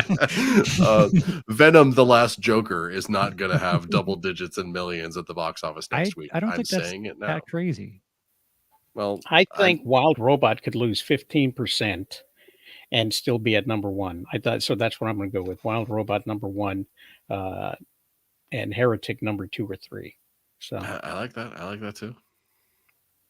I mean, they lost a bunch of theaters and still gained 11%, and I think that's probably going to stick around for one more week. That's So ridiculous. it's a ridiculous momentum. So you got to bet it, you know. So and Remind me to never go to Vegas with you. no, that's why I'm not allowed back. Not by them, by my wife. My favorite Vegas story. I just walked by a roulette table and I see, because they've got the previous numbers, the last like 5 have all been black. So I'm like, 20 on black. Oh my God, I won. Let it ride. Oh my God, I won again. Oh my God, I won again. Oh my God. Okay, no, I have to stop now. Just stop now. Next one was red. I just walked by a table and made like $400. It was amazing. That's awesome. I remember you. I was red the whole time. Oh, you bastard. Yeah, I wish I had that experience, man. I have never had that in my life. Dude, you have no idea how badly I wanted to let it ride one more time. I was like, no, just stop. Stop while you're ahead, Lindsay. If you turn $5 into 50, that's awesome. I agree with that, honestly. I'm usually that guy that goes up to the super gimmicky like slot machines and just puts in like $10 until he's out of it. But every now and again, you turn the 10 into 40, and it's like, oh, okay, that's good for what today. Oh yeah. When doing things like that, if I turned $10 into 20, I would take the 10 back and Instantly go to the next machine. Yeah, here's my money, and I'll just press the winnings. There you go. Take That's your what 10. happened. That's exactly what happened. Joker made how much? All right, we're going to green light that. We're going to green light the Batman and the sequel. 5 times the okay? budget. And Let's do this. And do a Penguin TV series. We're letting it all. What happened with Joker 2? It was the best musical of the year. That's all. So I think Heretic won, Venom 2, Robot 3. And I'm not Heretic comfortable with any of that. mhm. Well, On Heretic 3 at best. Sadly, I don't know. I think because Robot was over 9 this time, right? I'm thinking Heretic's going to open around 9. I don't know. I'll go Venom Heretic or Venom Robot Heretic. Why not? Oh, okay. part of me wonders if there's gonna be like some movie that's gonna like is Terrifier suddenly gonna like shoot back up to like second place because No. everyone's so despondent from the election they just want to watch horrible violence. No, because we'll be looking at The Purge starting on Wednesday. Oh, fair. Okay, yeah. That'll make a strong comeback. The Purge too into number one at the box office somehow. No, I'm sticking with Wild Robot 1, Venom 2, and Heretic 3. So I honestly like that a lot. Yeah. I don't hate Adam's choice of Venom Heretic Robot, but It's pretty Yeah. I don't know. I got a feeling people want to escape a little bit more. Charles convinced me with this whole, do you want to see a religious horror right after what some people could consider the end of time? Religious The end horror. times. We'll see. a religious horror. IRL. I'm not going to be allowed to leave the country in a week. But Where do you think you're going, buddy? Kicked out either way. it's worth saying though that whatever happens over the course of the next 2 to 3 days, show business will always be here to help you through the hard times. No, we won't. We show business minus Charles going forward will always be here for everyone in our times of need. So tune in next week and we'll avoid politics. Sure, it won't come up. Charles, how's 31 for 30 going for you, by the way, buddy? Do you even know what my branding is? Because There's another one in there somewhere. Yeah, no, how's 15 for 17 doing? Look, I'm 29 for 8s, and I'm trying to do the best I can. Okay. Yeah, it's Sounds like my doing all betting average. right. Starting to pack. Mhm. I don't know if I'll be joining you guys next week or the week after. I might be here a little bit of next week and Mhm. none of 2 weeks from now, none of next week. Some of you just be surprised if I'm here. Don't be if I'm not. Mhm. But yeah, getting ready to head over the water. Fingers crossed you make it to the other side of the water. I'll make it there, but whether or not they let me walk around is the other thing. Okay. Like, nope. Oh, it's that Charles guy again. Put him back on the plane. Send him back. Into the aquarium with you. I remember hard drives are carry on at this point. I already paid for the insurance. I I don't think I'm Nice. covered if I RFK lose. Jr. was on the ballot where I voted. Just say that. Wait, what? I said, if they ask you for any kind of reason, just say, thank God RFK Jr. was still on the ballot where I voted. Just get out of everything. Jill Stein. Woo! Green Party. Well, what about you, Mr. Gray? You got anything coming up this week? Yeah, November. It's a month. So yeah, I want to actually put out content here. Um, so the goal is to do 2 videos a week. So they should be coming out real soon. I am working on that Joker manifesto or whatever the hell you want to call it. At this point, there's just so much criticism. It has taken me way longer, and the scope of this has become huge. But yeah, I just feel like there's a lot of unfair criticism towards that. So eventually that's going to come out in November. Oh, yeah. But until then, other content. And hey, if you just can't get enough of me, and hey, everybody else on this panel has been on this show before. But yeah, there is this channel, YouTube at That Darn Kidda, who just happens to have thinkers on Thursdays. And what exactly is a think? Well, it's when a group of people from like 3 or more different continents get together and disagree about everything. And while we don't have a particular theme kind of chosen this week, I find it hard to believe that there isn't some world-affecting event that's going to happen in the next couple of days that might take up most of it. So I'm pretty sure we're all going to disagree about it, but we're going to leave amicably. So yeah, if you want to have a think, come join us Thursday morning on That Darn Kidda's channel. And then, of course, if you just can't get enough after that, go to Rosales' channel after that, Friday, or Rosales After Dark. I know this says Super Sunday and is showing you times for Sunday morning, which, join him there as well. But he has another show that is Rosales After Dark, which same place, YouTube at Rosales Comics, or Rosales Comics, if you must. But, it happens after dark on Fridays, and it gets a little bit spicier. So come join us there. That's about all I got going on. I've plugged some of your stuff, but what do you have going on, Mr. Rosales? Well, this coming Friday on After Dark, we're either going to be talking about conspiracy theories or we'll be saying a rosary.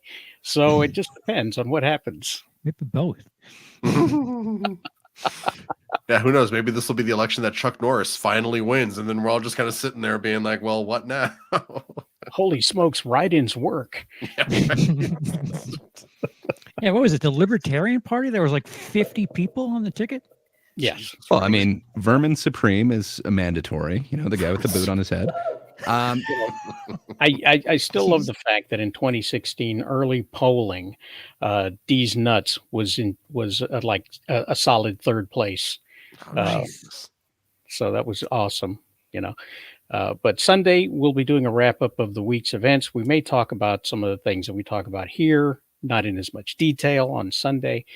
We also cover some wrestling on occasion, and Bob may be back with sports and talk about what kind of sports we've got coming up. So we're looking forward to Bob making bail. Oh, yeah.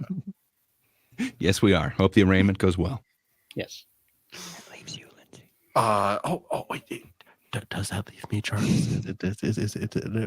So yeah, no, I'm up next. My 2 cents of nonsense. Always fun stuff going on there these days. Some new, some old, but with like HD remasters in order to make them seem cooler. It's actually been kind of fun going back through some of my old content and being like, no, why was I using this footage? This is terrible. New footage. But there's always kinds of new stuff going on there. And if you haven't noticed tonight, I think my microphone sounds a little bit different. I've got some stuff going on. I want to play with this a little bit more, and I've got a couple of video ideas that one I wanted to get out for Halloween, talking about my favorite horror movie of all time, Sinister, but I couldn't quite make it work, so maybe I'll try and squeeze that out this week. Maybe That Darn Kidda should do a thing about the Electoral College. That'll definitely end amicably. But yeah, no, that's what's going on with me. Check me out. I always got new fun stuff, and I'm finding my radio voice, as you can tell right now, as I'm just vamping and just saying words. It's impossible in the same stream with Gray, just for the record. Oh, I'm aspiring to get like 10% of what Gray is. That is my current life goal. You're too kind. You're Gray is the goal. You surpass me in so many ways. For radio voices at 33 minutes past the hour. I mean, maybe for timekeeping and Garctic phone, but you did a great job the other day, Rosales. It was amazing. It was like wearing my daddy's shoes is what it was, because they were way too big to fill. Hell yeah. That was a shit show anyway. The fucking thing wasn't working. I couldn't see the chat. That was a disaster. Yeah. Then Kid Mike makes- Mux. Yeah. F Mux. Oh God. Muck, more like it. Yeah. Muck. That's what it stands for. It's almost like Ev Mux sucks. End stream. Mm.